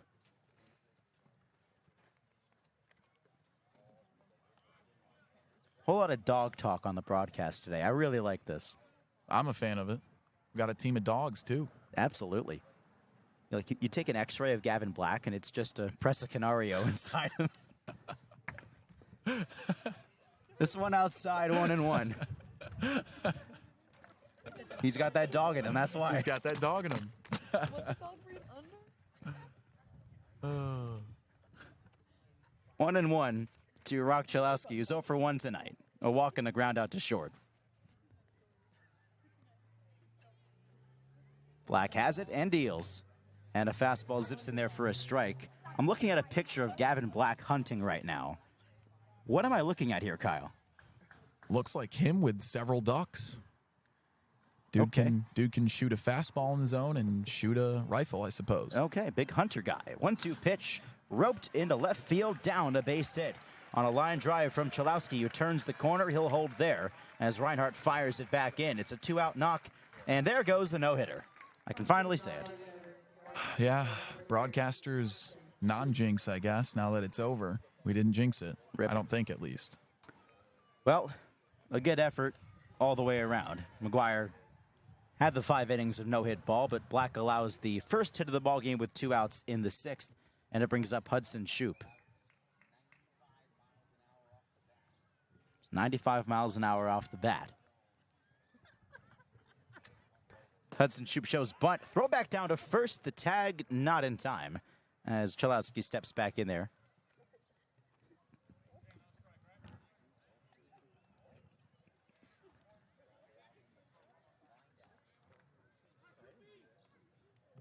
Shoup 0 for 2, a ground out and a fly out to left.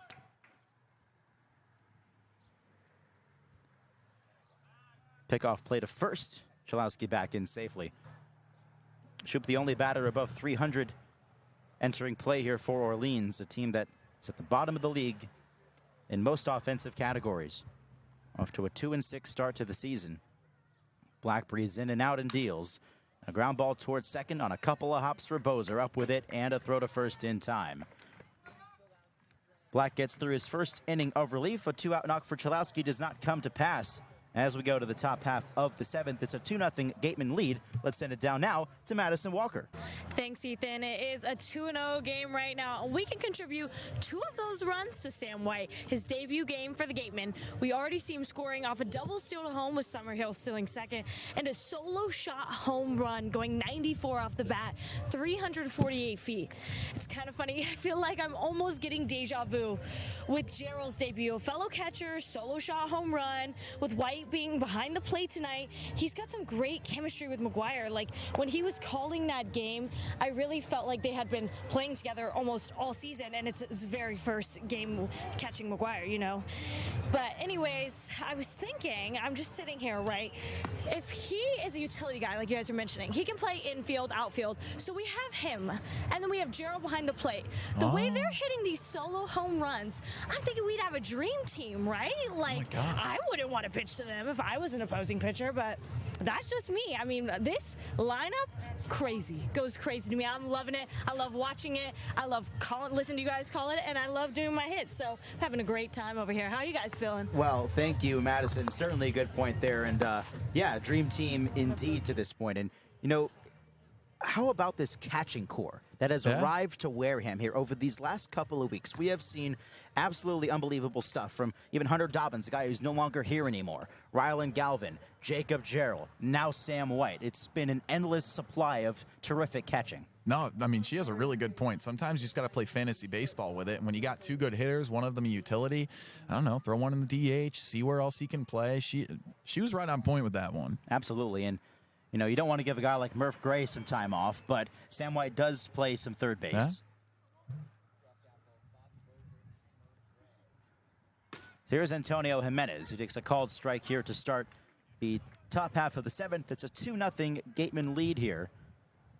Jimenez, Eli Putnam, Nate Early due up. Jaden Volker back on the hill for his second inning of relief. The righty deals a cut and a miss.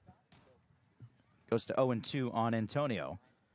It was 0 for 2 to this point. 0-2 pitch. Slider low and away. Gets in the dirt there. Only 3 hits to this point for the Gatemen. 2 of them came in the third before Sam White's homer to left center field in the fifth. Righty against the righty. 1-2 again. Nice stop in the dirt from the catcher, Jimmy Keenan.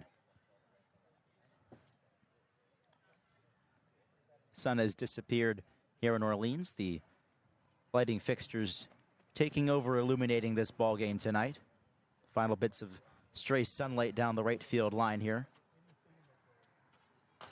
Antonio Jimenez chops one here, first base line. Picked up by Volker, up with it, throw to first a bit wide, but first baseman Jack Gurovich keeps his foot on the bag for the out. A 1-3 put out there. Nice play on both ends, fielding their positions. Yeah, not an easy angle to toss that thing over. And then Gurovich, more flexible than I've ever been. That's for sure. Volker took over for Cody Bowker with the first 5. So far, Volker has faced 4 and retired them all. Could be a tough test here, though, against Eli Putnam, coming off a 2-homer game 2 nights ago at Hyannis. Fastball at the knees, a called strike.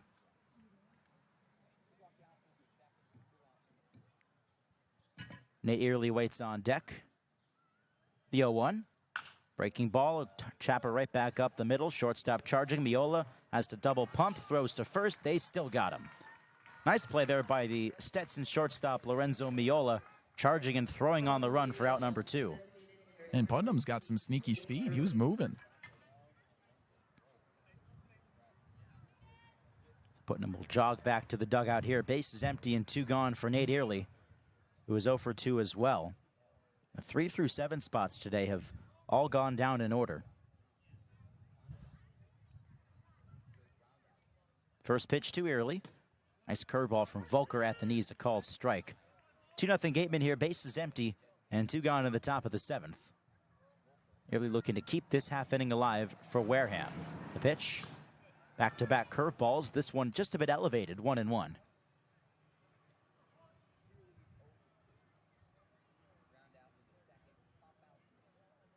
Volker ready to go here and deals.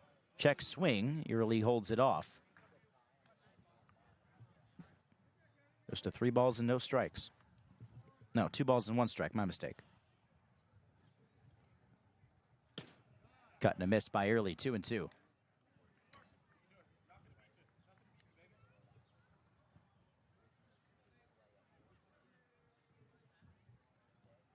Here's the 2-2 from Volker. Early ropes one down the right field line, just foul. Looked like it might have been destined for that interesting corner down there, but just a bit too far out in front. Just missed that. Still landed out there, though. And pretty hard hit, too. I'd be kind of scared to sit down there. Hey, you never know. You might get a hot shot right at you. Yeah. Large gap between the foul pole and the fence down the right field line here. 2-2 the count to Early. Volker into the wind, and here it is.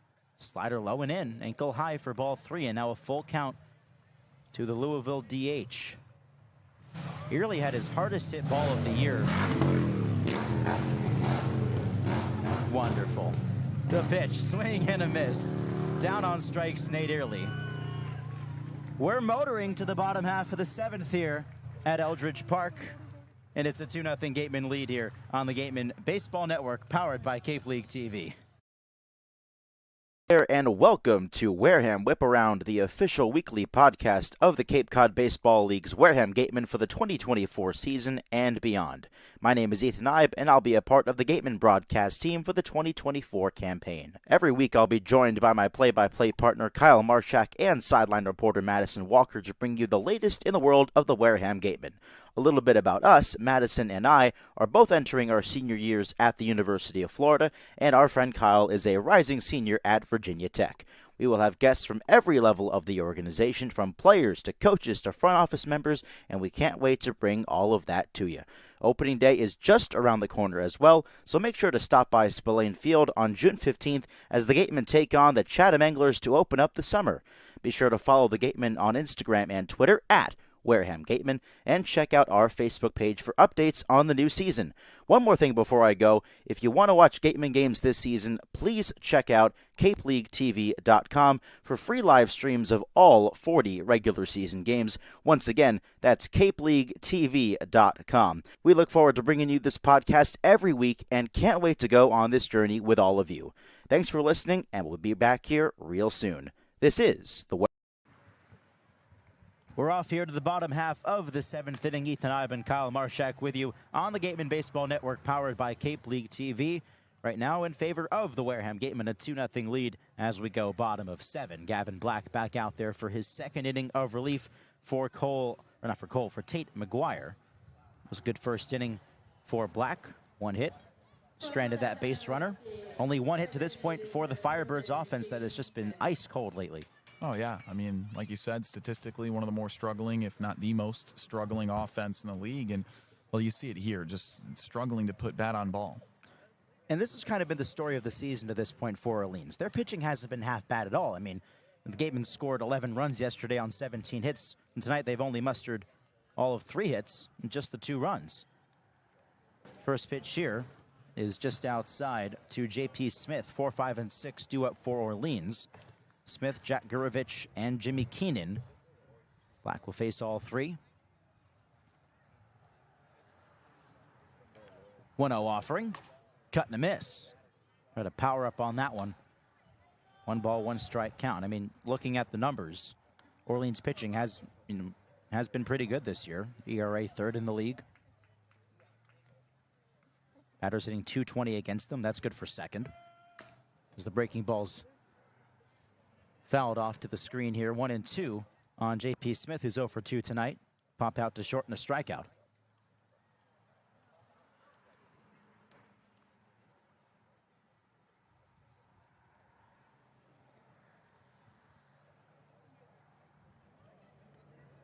His heart of the order, 3 through 6 for Orleans, is 0 for 9 combined today, as this one fouled away off the end of the bat.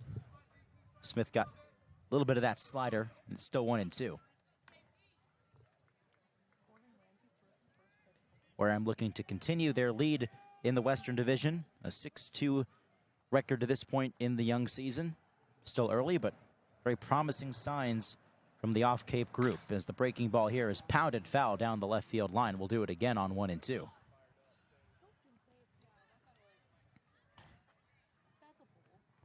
Looking around the league, only 3 games happening today.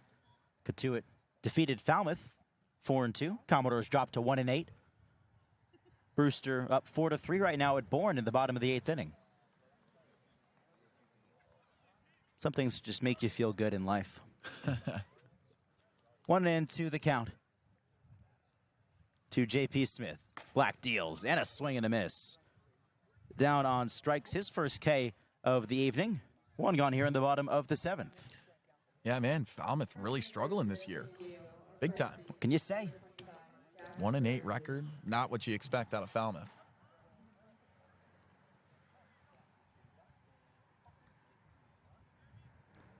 Here's Jack Gurovich, 0 for 2 with a couple of Ks today. Bases empty and 1 gone here in the 7th. A 2-0 Gateman lead as the fastball misses low for ball 1 from Black. Kind of the story between Falmouth and Orleans. Yeah. Historically successful franchises, really cold starts to the season. Fastball elevated for ball 2. More Orleans, a group that finished just shy of a championship. Would have been their first since 2005.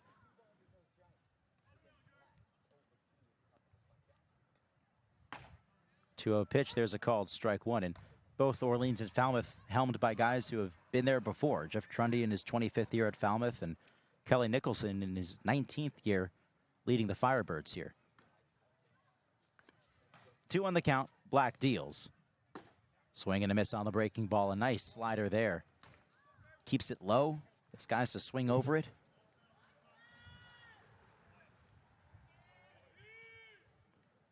Gurovich batting from the left side against the righty on the hill. 2-2.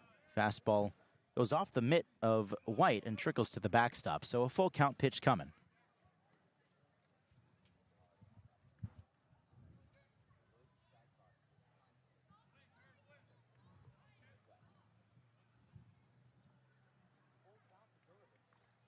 Payoff pitch coming to Gurovich.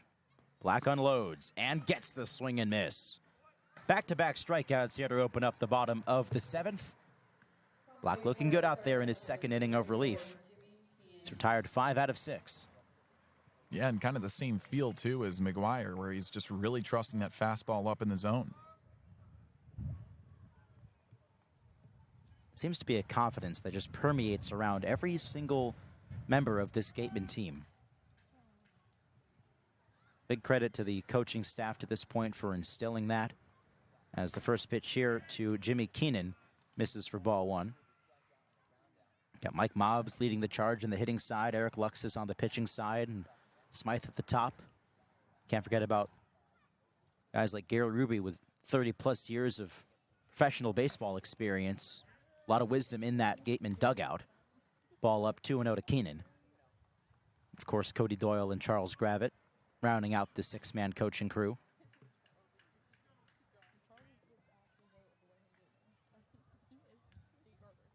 Pitch to Keenan. That misses, and it's 3-0. Black looking for a 1-2-3 bottom half of the 7th. Bases clear and 2 gone. It's a 2-0 Gateman lead here at Orleans. Keenan 0 for 2 to this point. Punch out and a ground out. And he draws the walk here. 3rd walk of the game for Gateman pitching, and the first given up by Black. It comes with 2 outs. And again, barely missing off the plate there.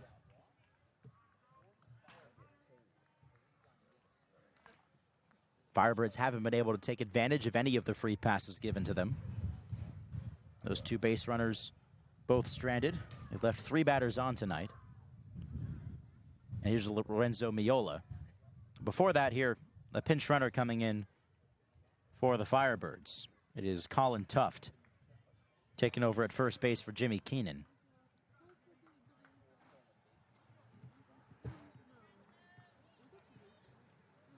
Tuft, an outfielder out of Tulane. And before the at-bat here to Miola, Eric Luxus is going to head out to the mound here. He's looking over at the bullpen beyond the left field wall, so we'll see if this is the end of the line for Black. I don't know. Black's feeling comfortable. He's a guy who can eat up innings, so I don't see why not to leave him out there. But considering the depth of the bullpen, too, it really wouldn't hurt, I guess. Gateman just got another fresh arm in that bullpen. Jackson Lucas out of North Carolina State. Eliminated at Omaha. Lucas making his way to Wareham now, and it looks like Black will remain in this ball game. Luxus does an about face. He's heading back to the dugout. Lucas just another guy that Ryan Smythe will have at his disposal. So here's Miola. Runner at first, 2 gone here in the bottom of the 7th, and a 2-0 Gateman lead. Black looking to protect it. Miola 0 for 1, fly out and a walk. The pitch. Just below the knees for ball 1 on the fastball. Colin Tuft, the runner at first. Pinch ran for Jimmy Keenan, who walked. The 1-0. Fastball right in there. Count even. Gavin Black, a very quick worker. Gets the ball. Gets right back on the bump. Ready to rock and roll.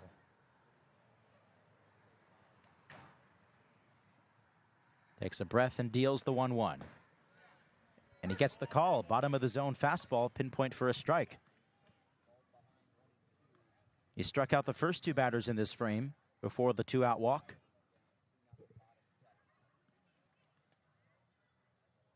Righty against righty, Black delivers. And a slider in the dirt. White corrals it. He's rocking that Mountaineer catcher's gear. The navy and bright yellow clashing with the navy blue Gateman jersey.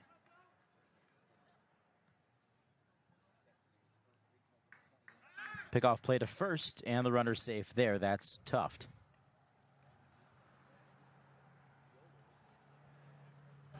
Feel the mosquitoes coming out. Oh, they're out to play, and Madison's worried about it. We all should be worried about it, though. Who's got the off spray? Oh, Maddie's got it. Chopper foul, third base side. And we'll do it again on 2-2.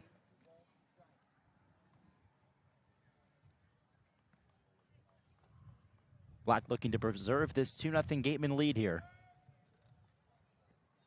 Wareham has Sam White, Michael Lippy, and Brendan Summerhill due up. Another throw over to first, and Tuft dives back in safely. Those are close over there. Keeping him honest even with 2 outs.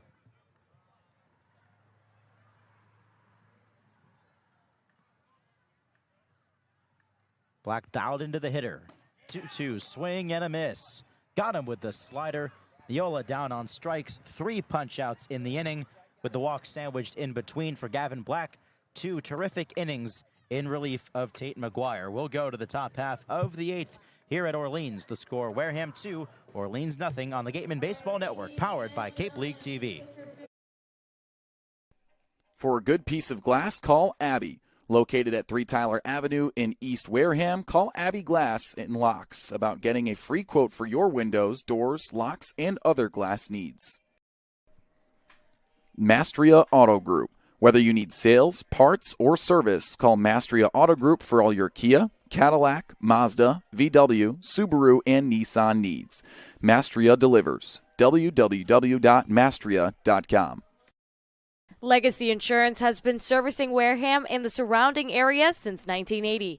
Call Legacy Insurance for all your insurance needs at 508-295-1315.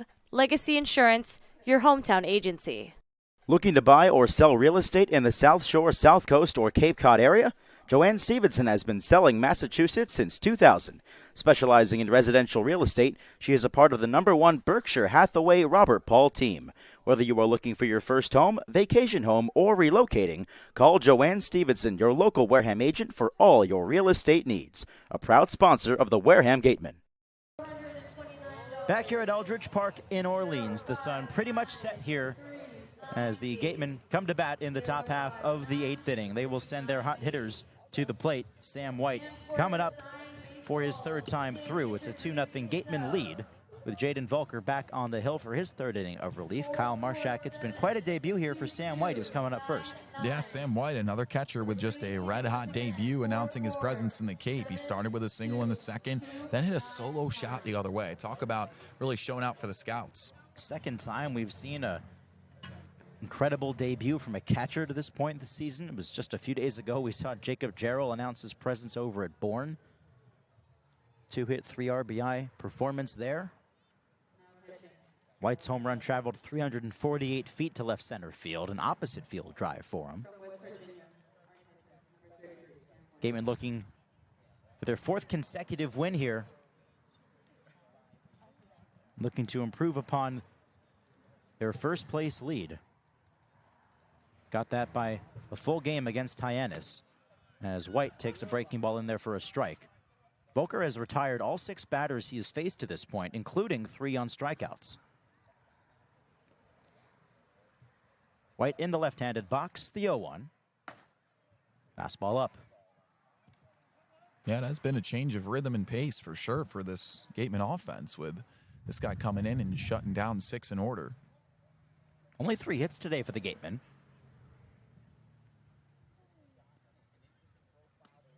White takes a hack at it, comes up empty. Ball and 2 strikes. Said it before, that's been the tale of the tape for Orleans. Their pitching staff has been solid. It's just the bats that have not been able to show up through these first 8 games. Only 1 hit today for Orleans.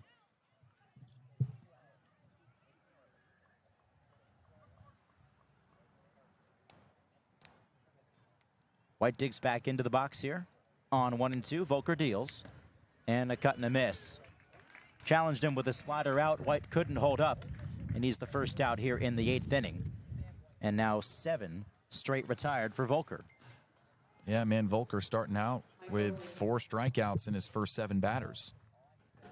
I'll say he looks a lot better than he did against the Gatemen a week ago when he faced him in his first and only outing of the year to this point. As Michael Lippi steps up, starts to go around, then holds up as it was a 58-footer in the dirt. Lippi singled in the 3rd, struck out in the 5th. 1-0 pitch. This is outside for ball 2. It's a little bit of pink dotting the trees here at Eldridge Park, looking down that right field line. Sun nearly completely gone. The sky's darkening here over us at Orleans. 2-0. Breaking ball finds the zone on the inner half. Nice pitch there from Volker.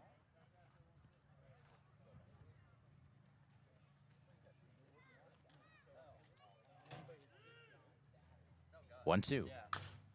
Chopper, third base side. That one stays fair. No, it does not. It is foul.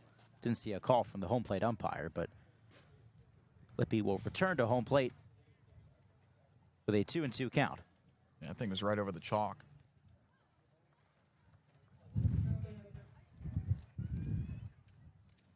Lippi makes the slow trot back. Summerhill hands him his bat.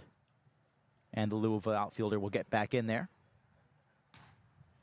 Summerhill, real team guy.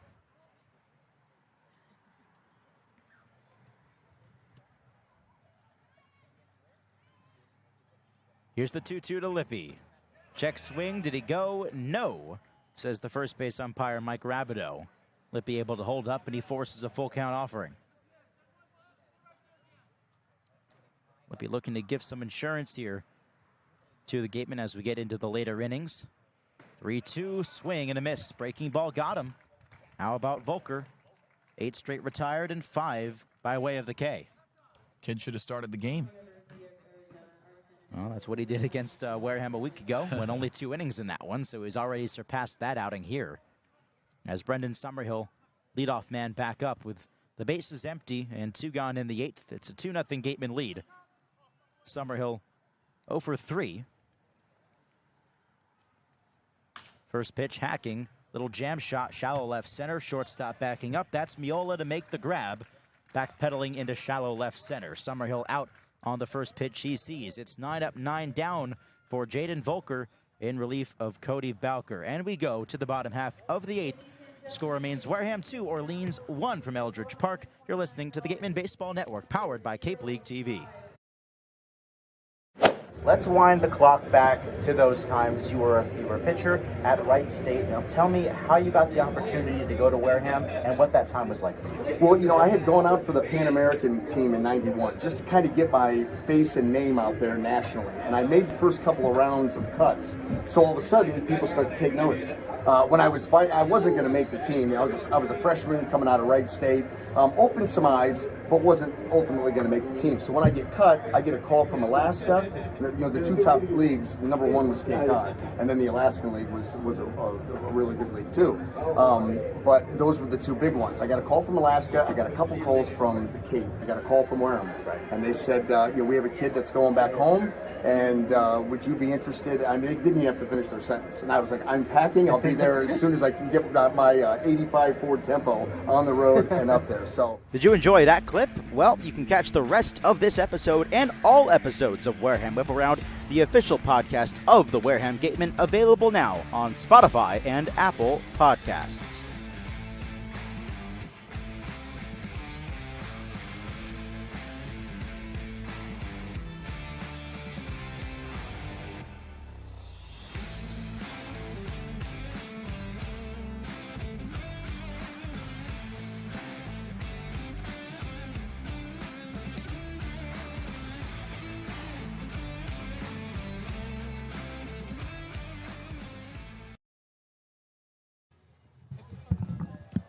Back here on the Gatemen Baseball Network on Cape League TV, we go to the 8th inning, bottom half of the 8th coming up. It's a 2-0 lead for the Wareham Gatemen. Patrick Gallet is going to take the hill here for Wareham as they look to preserve this lead. Gavin Black went 2 strong innings in relief of Tate McGuire. Black only allowed a couple of base runners, struck out 3. McGuire a no-hit performance over 5. And we're joined now by a very special guest for the first time this season. It's Daniel Roach, the scout liaison and assistant GM of the Wareham Gatemen. Daniel, it is wonderful to have you on. Ethan, thank you for having me. I appreciate it. This is definitely something I've been looking forward to for quite some time. Daniel has certainly been quite a help to us as a media staff, keeping us always updated on player transactions, some scouting reports ahead of time overall, and even just unlocking the press box. Dan's been the guy this year, so we thank you so much for that. I appreciate that, Ethan. We got such a great group of interns this summer. I mean, everyone just works so well together. You and Kyle on the call is just watching you guys every night. It's really fun to watch. You guys really gel together. It's been awesome. I appreciate that as Ben Ziegler-Namoa steps in and a cut and a miss on the first offering from Patrick Gallet. And, of course, I'd be remiss not to bring up Madison Walker, our sideline reporter, bringing all the fun to the sidelines for the Gatemen. Of course, of course. This is the 3rd appearance for Gallet this year. 3 and 2/3 innings. 1 run allowed to this point in the season. Misses up 1-1. We're really excited about our bullpen this year, Ethan. I mean, they've been lights out so far this year. We've got a couple of big live arms from big schools. If we continue this, it's going to be a great year. Gallet into the windup and deals. And a called strike on Ziegler-Namoa. So 1-2. To this point, Dan, the last 3 games, including today, 15 innings and a 1 earned run allowed in those innings. I mean, it's been terrific. I mean, how about Tate McGuire coming from Arkansas? Barely pitched for him this year, and he's been great. He's been lights out.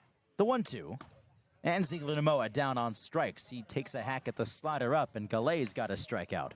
It's arm after arm. I mean, Gavin Black, we didn't even mention. He pitched phenomenal. It's every night we got a stable of guys that can come in and give us 1 to 2 innings in relief. Gatemen started this year with quite the bullpen already. And I mean, Christian Fouch was a guy that we were all looking forward to seeing, but Gatemen released him hopefully he gets a chance to go to Team USA and hopefully rehab that arm a little bit as well.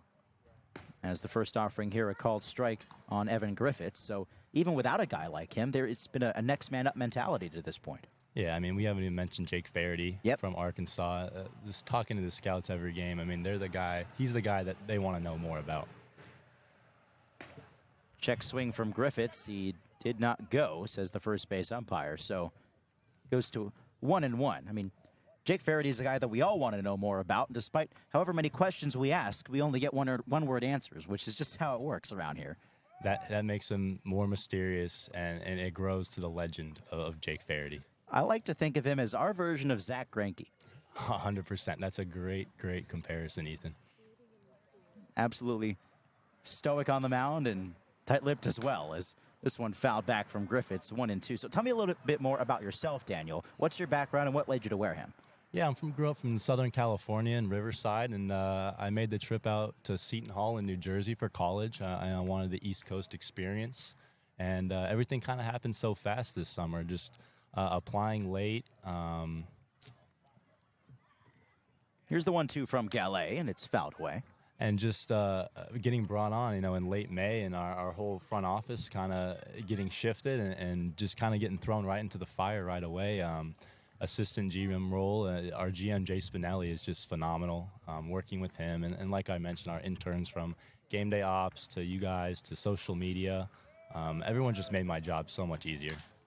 Chopper towards second, charging in Bozer, picks it glove side. Easy throw to first for out number 2. 4-3, Griffiths down. And with 2 gone and the base is empty, it is Mike Mancini, the leadoff man for Orleans. Gallet working with a 2-0 lead here for Wareham in the bottom half of the 8th. So what's your day-to-day look like? When do you get to the field, and what are some of your responsibilities? Yeah, day-to-day, I kind of roll into the field around 10:30, 11. The team has early work, usually around 1:30. So I'm there kind of just to open the field. If hitters want to come earlier for treatment, our trainers there. If they want to work in the cages, I'm kind of there just making sure that I'm there to help them in any of their needs.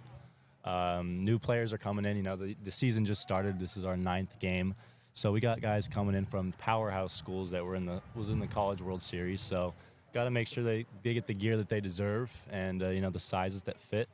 So along with that, it's 0-1 to Mancini, liner to left field. Reinhardt charging. He will play it on a couple of hops. A 2-out knock for Mike Mancini. Just the second hit of the game for Orleans, but it gives them a base runner here with 2 gone in the 8th. Yeah, it's been great. 2 hits tonight, and the pitching's been on. Hopefully, we got one more inning after this. Hopefully we can hold on. But yeah, just talking to these players, I think coming in from Seton Hall to the Gatemen, just the caliber of players that I get to communicate with every day is unreal.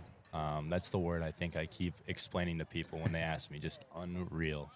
Let's see here. Gallet to throw to first. Mancini dives back in safely on the pickoff attempt. Rock Chalowski at the plate with 2 gone in the 8th. That's a 2-0 Wareham lead. Gallet looking to send this game to the 9th. Yeah, Gallet's an interesting arm. I mean, it seems like our entire bullpen is, but it's really fun watching him. First pitch to Chalowski upstairs for ball 1. Just another Ole Miss guy. We got a bunch of SEC guys, and even this hitter up here, Chalowski, I've heard a couple things about him. He's a good hitter, so it'll be interesting to see how Gallet kind of matches up against him here. Chalowski out of UCLA. Ready against righty matchup. Knees bent. Pitch, swung on and missed. Throw down to first, and Putnam does a terrific job of making sure that ball didn't head into right field. It was a low throw from Sam White. Putnam got down on a knee to Pickett. Yeah, Putnam's just another guy. I mean, he went to Davidson. You wouldn't think much about him, but he was one of the better hitters in the Atlantic 10 this year. And that's just the group of guys that we have. I mean, the guys coming in have just been dudes everywhere that they go to school. Absolutely. Which is fun to see them all gel together. Yep.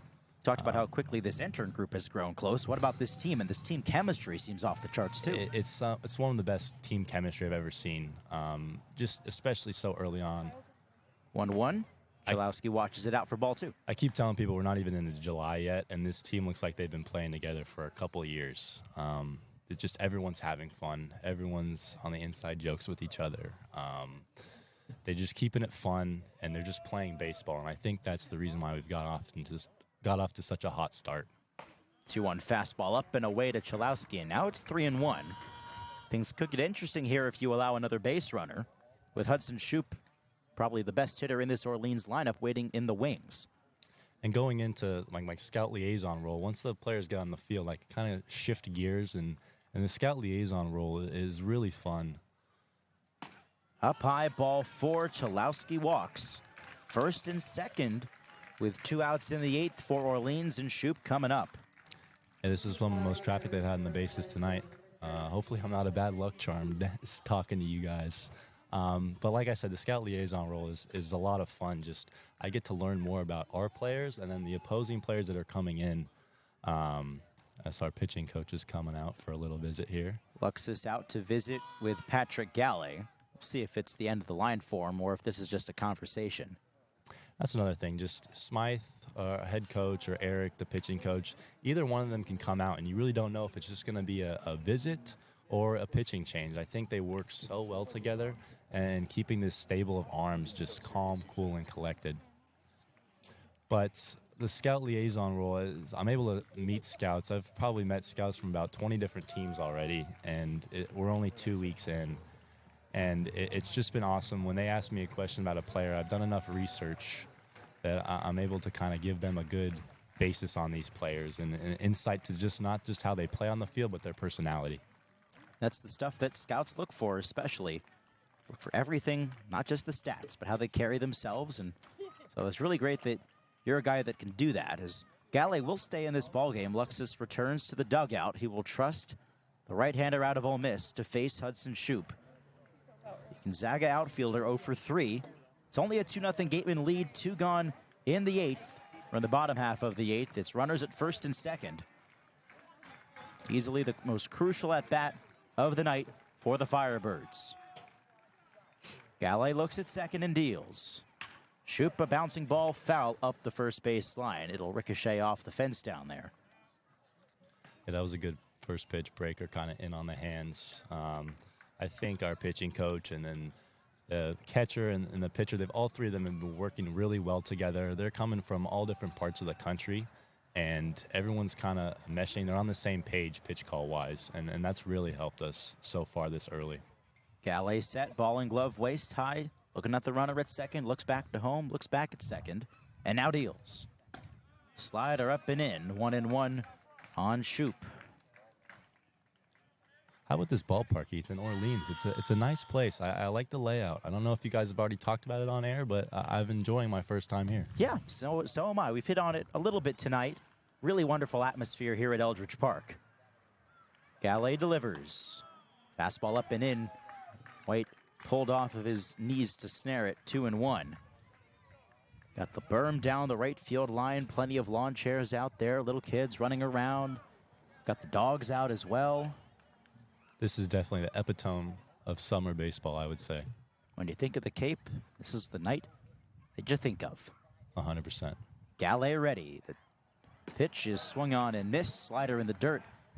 2-2 the count now on Shoup.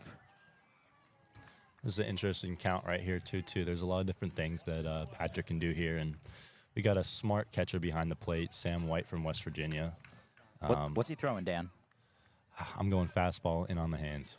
Let's see if you're right. Galley comes home with it. It's a breaking ball. It's swung on and missed. A slider up in the zone. Shoup waved and missed at it for out number 3. Patrick Galley works out of trouble here in the bottom half of the 8th inning. How about this? The Gatemen heading to the top of the 9th with a 2-0 lead over the Orleans Firebirds here. Daniel Roach, the MLB Scout Liaison and Gatemen Assistant General Manager. Absolute pleasure to have you. Ethan, it was awesome. Thank you. Let's do this again. Absolutely. We go top 9 here at Orleans. It's the Gatemen Baseball Network powered by Cape League TV. There and welcome to Wareham Whip Around, the official weekly podcast of the Cape Cod Baseball League's Wareham Gatemen for the 2024 season and beyond. My name is Ethan Eibe, and I'll be a part of the Gatemen broadcast team for the 2024 campaign. Every week I'll be joined by my play-by-play partner Kyle Marchak and sideline reporter Madison Walker to bring you the latest in the world of the Wareham Gatemen. A little bit about us. Madison and I are both entering our senior years at the University of Florida, and our friend Kyle is a rising senior at Virginia Tech. We will have guests from every level of the organization, from players to coaches to front office members, and we can't wait to bring all of that to you. Opening day is just around the corner as well, so make sure to stop by Spillane Field on June 15th as the Gatemen take on the Chatham Anglers to open up the summer. Be sure to follow the Gatemen on Instagram and Twitter at Wareham Gatemen, and check out our Facebook page for updates on the new season. One more thing before I go, if you want to watch Gatemen games this season, please check out capeleaguetv.com for free live streams of all 40 regular season games. Once again, that's capeleaguetv.com. We look forward to bringing you this podcast every week and can't wait to go on this journey with all of you. Thanks for listening, and we'll be back here real soon. This is the Back here on the Gatemen Baseball Network, powered by Cape League TV. We go back to normal. Ethan Eibe alongside Kyle Marchak took the half inning off, but a very engaging conversation with Daniel Roche, our assistant GM and MLB scout liaison. It's a 2-0 Gatemen lead. They're looking for some insurance here, and the meat and bones of this order coming up for the Gatemen. Bobby Bozer, Murph Gray, and Jace Reinhardt here. Let's see if they can waken up the bats here a little bit. Let's be honest. Orleans pitching today has largely held them at bay. Just 3 hits and those 2 runs scored. Yeah, type of game you expect, right? The Orleans bats have struggled, but the pitching on the other side is what keeps them in any game. So, yeah, kind of turned out the way we've expected it so far today. Before we begin this inning, a conference on the mound between the catcher as well as the new pitcher. It is Saul Soto, right-hander. Calls Rio Rico, Arizona, his home, out of New Mexico State University. One of the better relievers of the year for the Aggies. Over in Las Cruces, New Mexico, 21 appearances and a .479 ERA. As Bobby Bozer steps in, shows bunt, pulls it back as this one sails to the backstop. It's a slider that a catcher couldn't corral. I believe that is Colin Tuft. He pinch ran for Jimmy Keenan a couple innings ago. Now he takes over behind the backstop. After pitching the way they have, a new battery. Bozer locked in, crowding the plate in the right-handed batter's box. The 1-0 shows bunt again and yanks it back, but it's a called strike this time at the knees on the slider.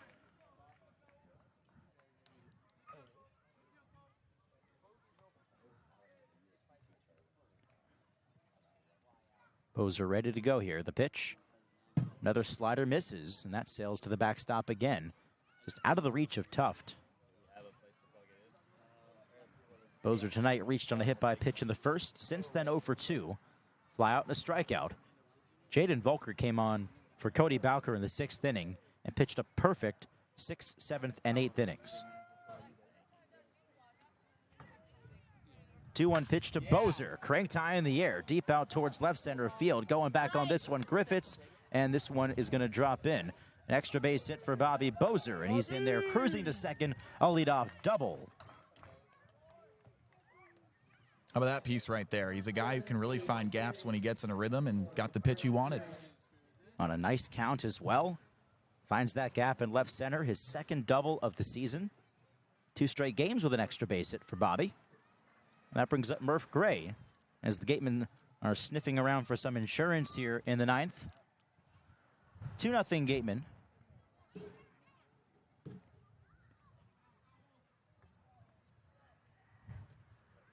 Gray at the plate, righty on righty. The pitch, slow breaking ball. He spilled out of the hand a little bit too early. It missed up high for ball 1.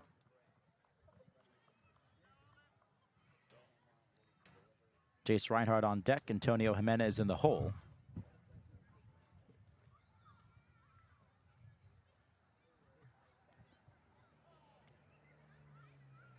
Now, I believe time called by the 3rd base umpire.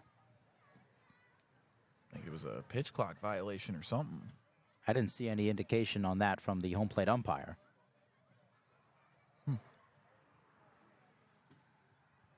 Soto looks at second and deals. Murph Gray cranks one high in the air, deep center field. Shoop going back, has a beat on it, makes the catch. Bozer tags on his way to third. The throw there sails the cutoff man, but Bozer's safe at third.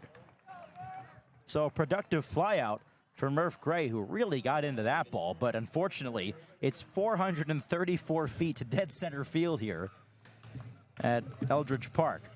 Yeah, it's tough with the depth perception, but I'd be very curious as to how far that ball went. Trackman, Spider-Man, anybody? I wonder where Spider-Man is today. Jace Reinhardt at the dish. Runner at third.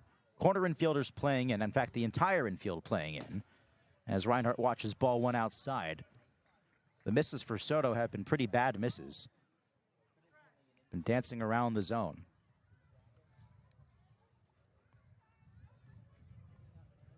Any ball in play here could net the Gatemen their third run, as a breaking ball misses narrowly inside. 2-0 to Reinhardt, who was searching for his first hit on the night. 0 for 3 to this point. Couple of strikeouts and a bouncer to third.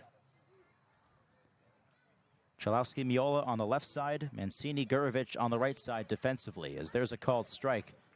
Breaking ball in there at the knees to Reinhardt. 2-1. Gatemen up 2-0 here. One away in the top of the ninth. Orleans will have the middle part of the order coming up in the bottom half of this frame. The pitch. Reinhardt gets a piece and fouls it into the screen right above the Orleans first base dugout. It out in front of the slider off the end of the bat. 2-ball, 2-strike count on the West Virginia Mountaineer. To make it a true West Virginia night if Jace can come through. The pitch. Breaking ball misses out, and a full count now on Reinhardt. His newest teammate, Sam White, both at West Virginia and here at Wareham, homering in his debut. Came back in the fifth inning, made it 2-0 Wareham. It's their last run. 3-2 pitch. Reinhardt, a ground ball towards second. Slow roller picked up by Mancini. Only plays to first. They do hold the runner at third base in Bozer. Mancini watching Bozer back to the bag before making his move to first. Man, that infield grass just killed that ball. Yes, it did. We noticed like the 2 to 3 inch height on this grass, and that ground ball just died in it. It rolled towards the second baseman. Made what looked to be a hard hit ball appeared to be nothing more than a measly grounder. So here's Jimenez with 2 gone and Bozer at third. The pitch in the dirt, skips in there, but Tuft, a nice job to corral it. Jimenez, a guy that the Gatemen have looked to for some insurance as of late. Just yesterday, or 2 days ago rather, against Hyannis, a 2-run shot.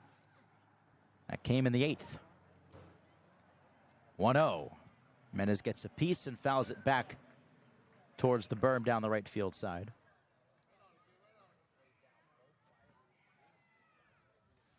Saul Soto, the right-hander, on the mound, looking for a clean top of the 9th inning.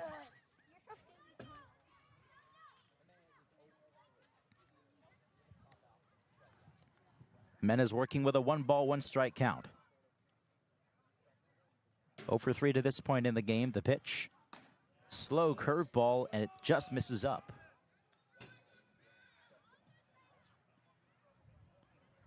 Eli Putnam waiting on deck for Wareham.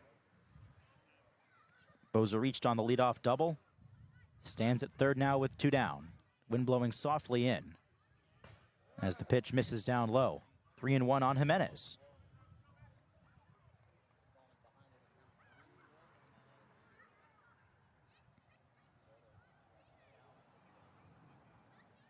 Jimenez steps back into the right-handed box, waves the bat, and the pitch. Down low, ball 4. Little behind the back flip with the bat as he trots down to first. And this inning continues for Putnam. A vote of confidence right there. I think these guys are seeing this pitcher a little bit better, and it would be really nice to get those insurance runs, huh? Oh, definitely. Even a 2-0 lead isn't safe. Not around here. Nope.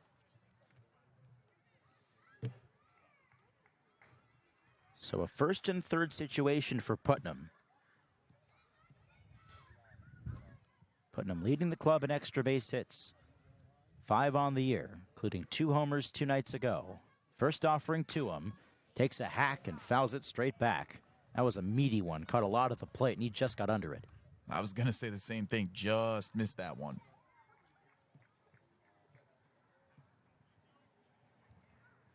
Righty against righty.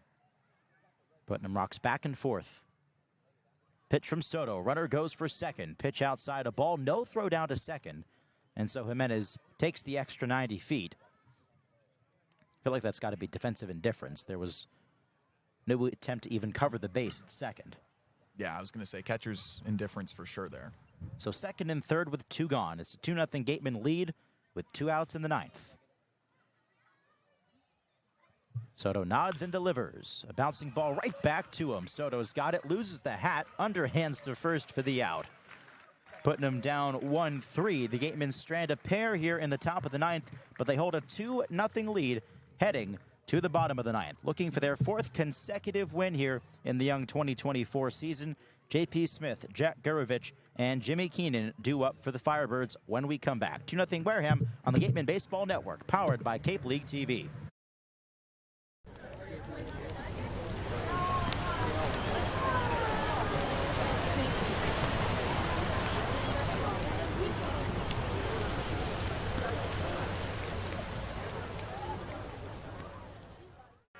Here at the Mass State Lottery, we're known for our monster wins. But there's no bigger win than the $1 billion we provide each year to support all 351 cities and towns in Massachusetts. In our game, we know that supporting local businesses and helping communities is how we all win. Because at the lottery, we're all playing for the home team. The Mass State Lottery. Welcome to the state of winning.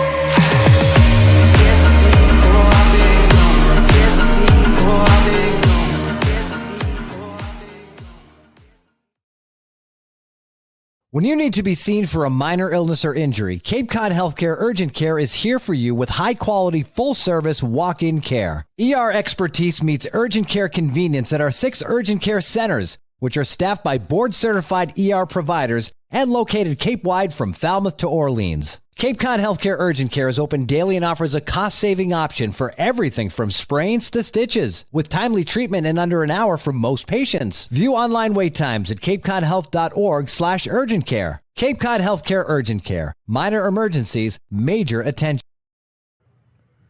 Headed to the bottom half of the 9th inning from Eldridge Park. Wareham Gatemen looking to put the finishing touches on their 4th consecutive win here and maintain their first place lead in the Cape League West Division. Ethan Eibe and Kyle Marchak on the call as Jake Faraday toes the rubber now for the Gatemen, looking to get this one done and wrap up a nice win here at Orleans. A 2-0 lead at this point. The bats haven't all been there today, but the pitching has been as good as ever. Yeah, classic pitcher's duel here at Eldridge Park. It's been fun to watch, and now they bring out their next arm. Faraday, flamethrower, and a guy who's clearly earned himself a spot as kind of being one of, let's say, 3 or 2 closers for the Gatemen this year. Faraday does have a save on his ledger. This is his 3rd appearance. The other 2 times he has pitched, he has finished the game at Couture, against Couture at home, got the save in that one. 4-2 win for the 2nd win of the season. Also tossed over at Bourne and finished off that game just a few days ago. His first assignment here will be the 4-hole hitter J.P. Smith. After that, Jack Gurovich and Jimmy Keenan. Orleans has mustered just 2 hits today as a slider catches the zone low for strike 1. Good start. Wareham 2 runs on just 4 hits. 1 run in the 3rd, another in the 5th. Sam White in his Cape League debut homering, proving to be the difference to this point. Fastball just inside. A check it down at first base. It didn't go. And from this angle, this is the first time we've been able to see Faraday from a non-press box angle, and man, just gets on the hands real quick.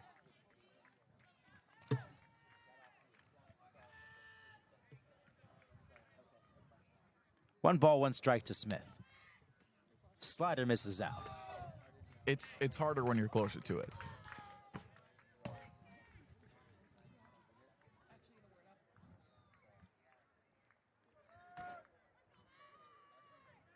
Smith to this point 0 for 3.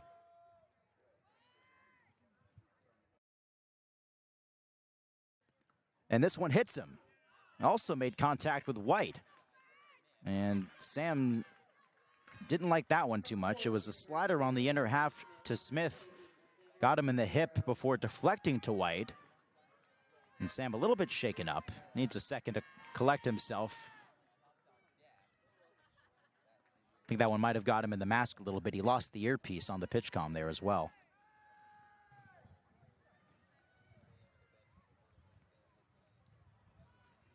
So Smith aboard with nobody out in the bottom half of the 9th, and Orleans will bring the tying run to the plate in Jack Gurovich. This is actually a pinch hitter. It is Daniel Bucciero rather. Bucciero batting from the right side as Faraday delivers a ball up for ball 1. Bucciero pinch hitting in the 5 spot for Gurovich. 263 hitter this year, 5 for 19. Runner at first with nobody out. The pitch at the knees, and it looks like we have ourselves a balk called on Faraday. Whoa. Good pitch, too. Right after the pitch was delivered, it looked to be a nice fastball at the knees to Bucciero, but the home plate umpire, and that is Sam Finn, hopped right out, pointed at Faraday, and ushered the runner at first to second. So to second base goes Smith. A lot of balks called this summer. Yeah, we've seen at least 3 or 4 to this point in the season, I would say. So a runner in scoring position for Orleans. The pitch. Slider catches the zone. 2-1 now on Bucciero. He's so confident with that slider. Throws it for a strike so often. That fastball slider combo has worked wonders for Faraday. Second Arkansas pitcher of the day, Tate McGuire, started this game. Faraday, the third reliever. 2-1 pitch. Swing and a miss. Bucciero late. Count even at 2-2. A sparkling performance once again from the Gatemen pitching staff. McGuire, 5 no-hit innings. Shutout ball. Gavin Black pitched a scoreless 6th and 7th. Patrick Gallet tossed the 8th, allowed a couple of base runners, but stranded both. Now Faraday in the 9th as the ball is in the dirt. Count runs full on Bucciero. The man he replaced, Jack Gurovich, was 0 for 3 with 3 strikeouts, so I don't blame Kelly Nicholson for going to his bench here and trying to ignite something with a new guy. I mean, you got to change something up, right? Let's see if Bucciero can be the spark that Orleans has lacked tonight. Still plenty in attendance here at Eldridge Park as we approach the 9 o'clock hour. Faraday delivers. Down low. Now it is a full count on Bucciero.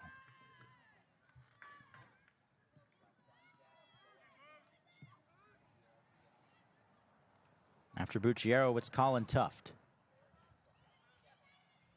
Faraday in and out and deals. Liner right back up the middle. It'll be picked up by Bozer behind second. Throw to first in time. For the first out, up to third base goes Smith.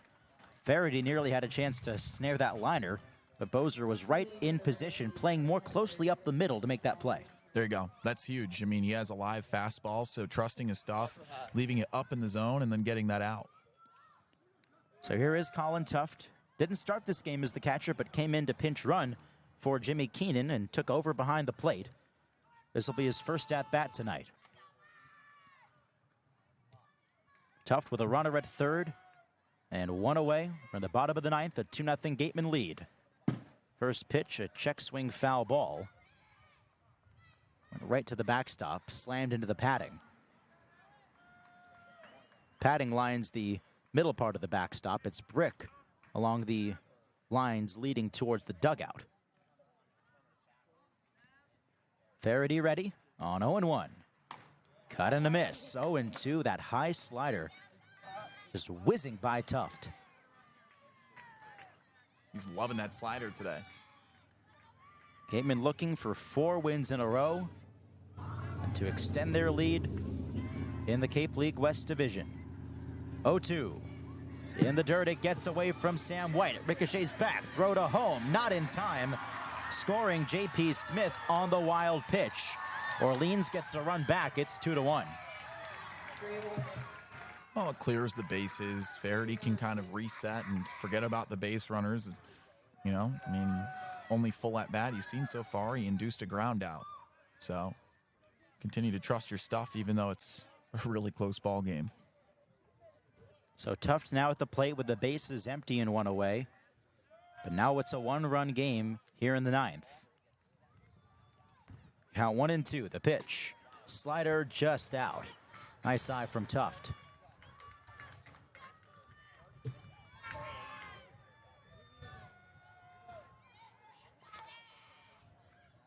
Righty against righty, the 2-2. Swing and a miss. Tuft down on strikes. It was a slider low and away, and Tuft couldn't get a piece of it. 2 gone in the 9th. How about 12 strikeouts from Gateman pitching today? Another classic performance from a group that has been so strong to start this 2024 season. Even when the offense didn't have as good a game as it did perhaps yesterday, or 2 days rather. Only 4 hits tonight on the 2 runs, as Lorenzo Miola takes a called strike 0-1. The pitching has been there to pick up the pieces and get it done when necessary. And now Faraday looking for his 2nd save of the season. 0-1 pitch. Check swing. That ball missed. They do check down to first. They say he didn't go. 2-1 Gatemen here. 2 gone in the 9th. Bases empty for Orleans. The pitch. Swing and a miss. 1-2 on Miola. Miola 0 for 2. Walked in the 5th. Faraday looking to shut the door. Right-hander ready. He deals. And it's down. 2-2 now.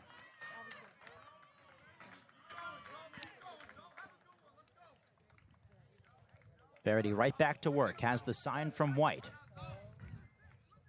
2-2 coming. Just off the plate again. Good pitches being taken here. And a good eye from Miola. Now a full count. Gateman up a run with 1 out to get. Faraday ready. He deals the payoff. And a swing and a miss. Faraday slams the door on the Orleans Firebirds. The Gatemen get it done in 1-run fashion. 2-1 tonight at Eldridge Park. It's their 4th win in a row. For the first time since July 9th through 12th, 2019. The Gatemen winners of 4 in a row. They get it done here tonight, Kyle. They just manufactured runs better than the Firebirds did. We knew it was going to be a pitcher's duel, and what did they do their first run? They literally produced it out of thin air on a double steal. They got that run in on 3rd after Sam White took himself onto scoring position on a couple of wild pitches, right? So they were just ready to go, keen to producing runs, and simply out-hit the Firebirds today. Again, a pitcher's duel too, just an all-around victory for the Gatemen. Of course, Sam White getting it done in his debut, the catcher out of West Virginia, coming through in the 5th inning with what proved to be the winning run tonight. A solo shot, his first in the Cape, a 348-foot drive out to deep left field. So a terrific job from him today, adding to that terrific catching core that the Gatemen have at their disposal. Yeah, something about these catchers, right? They've had a great trio all year between the rotation that they've had, and Sam White, first game, home run. Man, he's just proving himself, just like Gerald did a few days ago. So again, whoever's recruiting these catchers, they're doing a good job. Yes, indeed. And this pitching staff, again, we've been giving them praise all night long, but one more shout out to them. Look at this line. Tate McGuire, 5 innings of no-hit baseball tonight in just his 2nd start in the Cape. A guy who pitched only 1 2/3 innings for the Arkansas Razorbacks his freshman year has come to Wareham and absolutely dazzled in this league through his first couple of games. An absolute vote of confidence for Ryan Smythe moving forward. His fastball was transparent today. No one could find it. He was punching it up in the zone consistently. Everyone swung under it. Absolutely. And then Gavin Black coming in 2 innings, 1 hit ball, pitched the 6th and the 7th. Patrick Galley got the 8th inning, and then it was Jake Faraday slamming the door in the 9th for his second save of the 2024 season. So the final line score tonight for the Gatemen, they get 2 runs on 4 hits, no errors. And for the Orleans Firebirds, 1 run on just a couple of hits tonight, no errors as well. The Gatemen improve to 7-2. They maintain their first place lead in the Cape League West. Man, does that feel good to say or what? That feels very good. Hyannis didn't play today either, so we'll see how they position tomorrow, but a chance to separate themselves against the Harbor Hawks for sure, and they took it. Now they're up a game and a half, and again, depending on tomorrow's result, can just continue to look to separate. And how about 4 wins in a row? Absolutely, indeed. First time again since July 9th through the 12th, 2019. It has been 5 years since the Wareham Gatemen have won 4 consecutive ball games, and they have done that here tonight at Eldridge Park. And the final score, Wareham 2 and Orleans 1. The win goes to Tate McGuire. The loss to Gody Bowker, and the save, second of the year for Jake Faraday. Attendance here tonight at Eldridge Park, 2,303. Remember I told you? 2,000 every night, basically. Yeah, that sounds about right. I mean, that right side berm completely full at one point. Easily some of the best vibes I've caught at a ballpark this year. Absolutely. So 23:03 your attendance, 3 hours and 27 minutes your time of the ball game. The Gatemen will be back at it tomorrow at home. They have the Harwich Mariners coming to town at 6 o'clock. So we look forward to returning to Spillane Field and talking to you then. Again, the Gatemen improved to 7-2. The Orleans Firebirds fall to 2-7 tonight.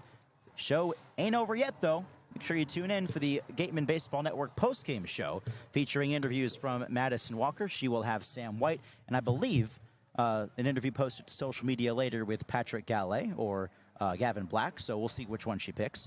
But terrific stuff all the way around from our production crew tonight as well. Of course, Joe Henry and Allison DeWitt, terrific job. And Kyle Marchak, always a pleasure, my friend. Thank you very much, sir. All right, the final score tonight for one more time, Wareham 2, Orleans 1. See you tomorrow from Spillane Field, 6 o'clock start time against the Harwich Mariners. You've been listening to the Gatemen Baseball Network, powered by Cape League TV.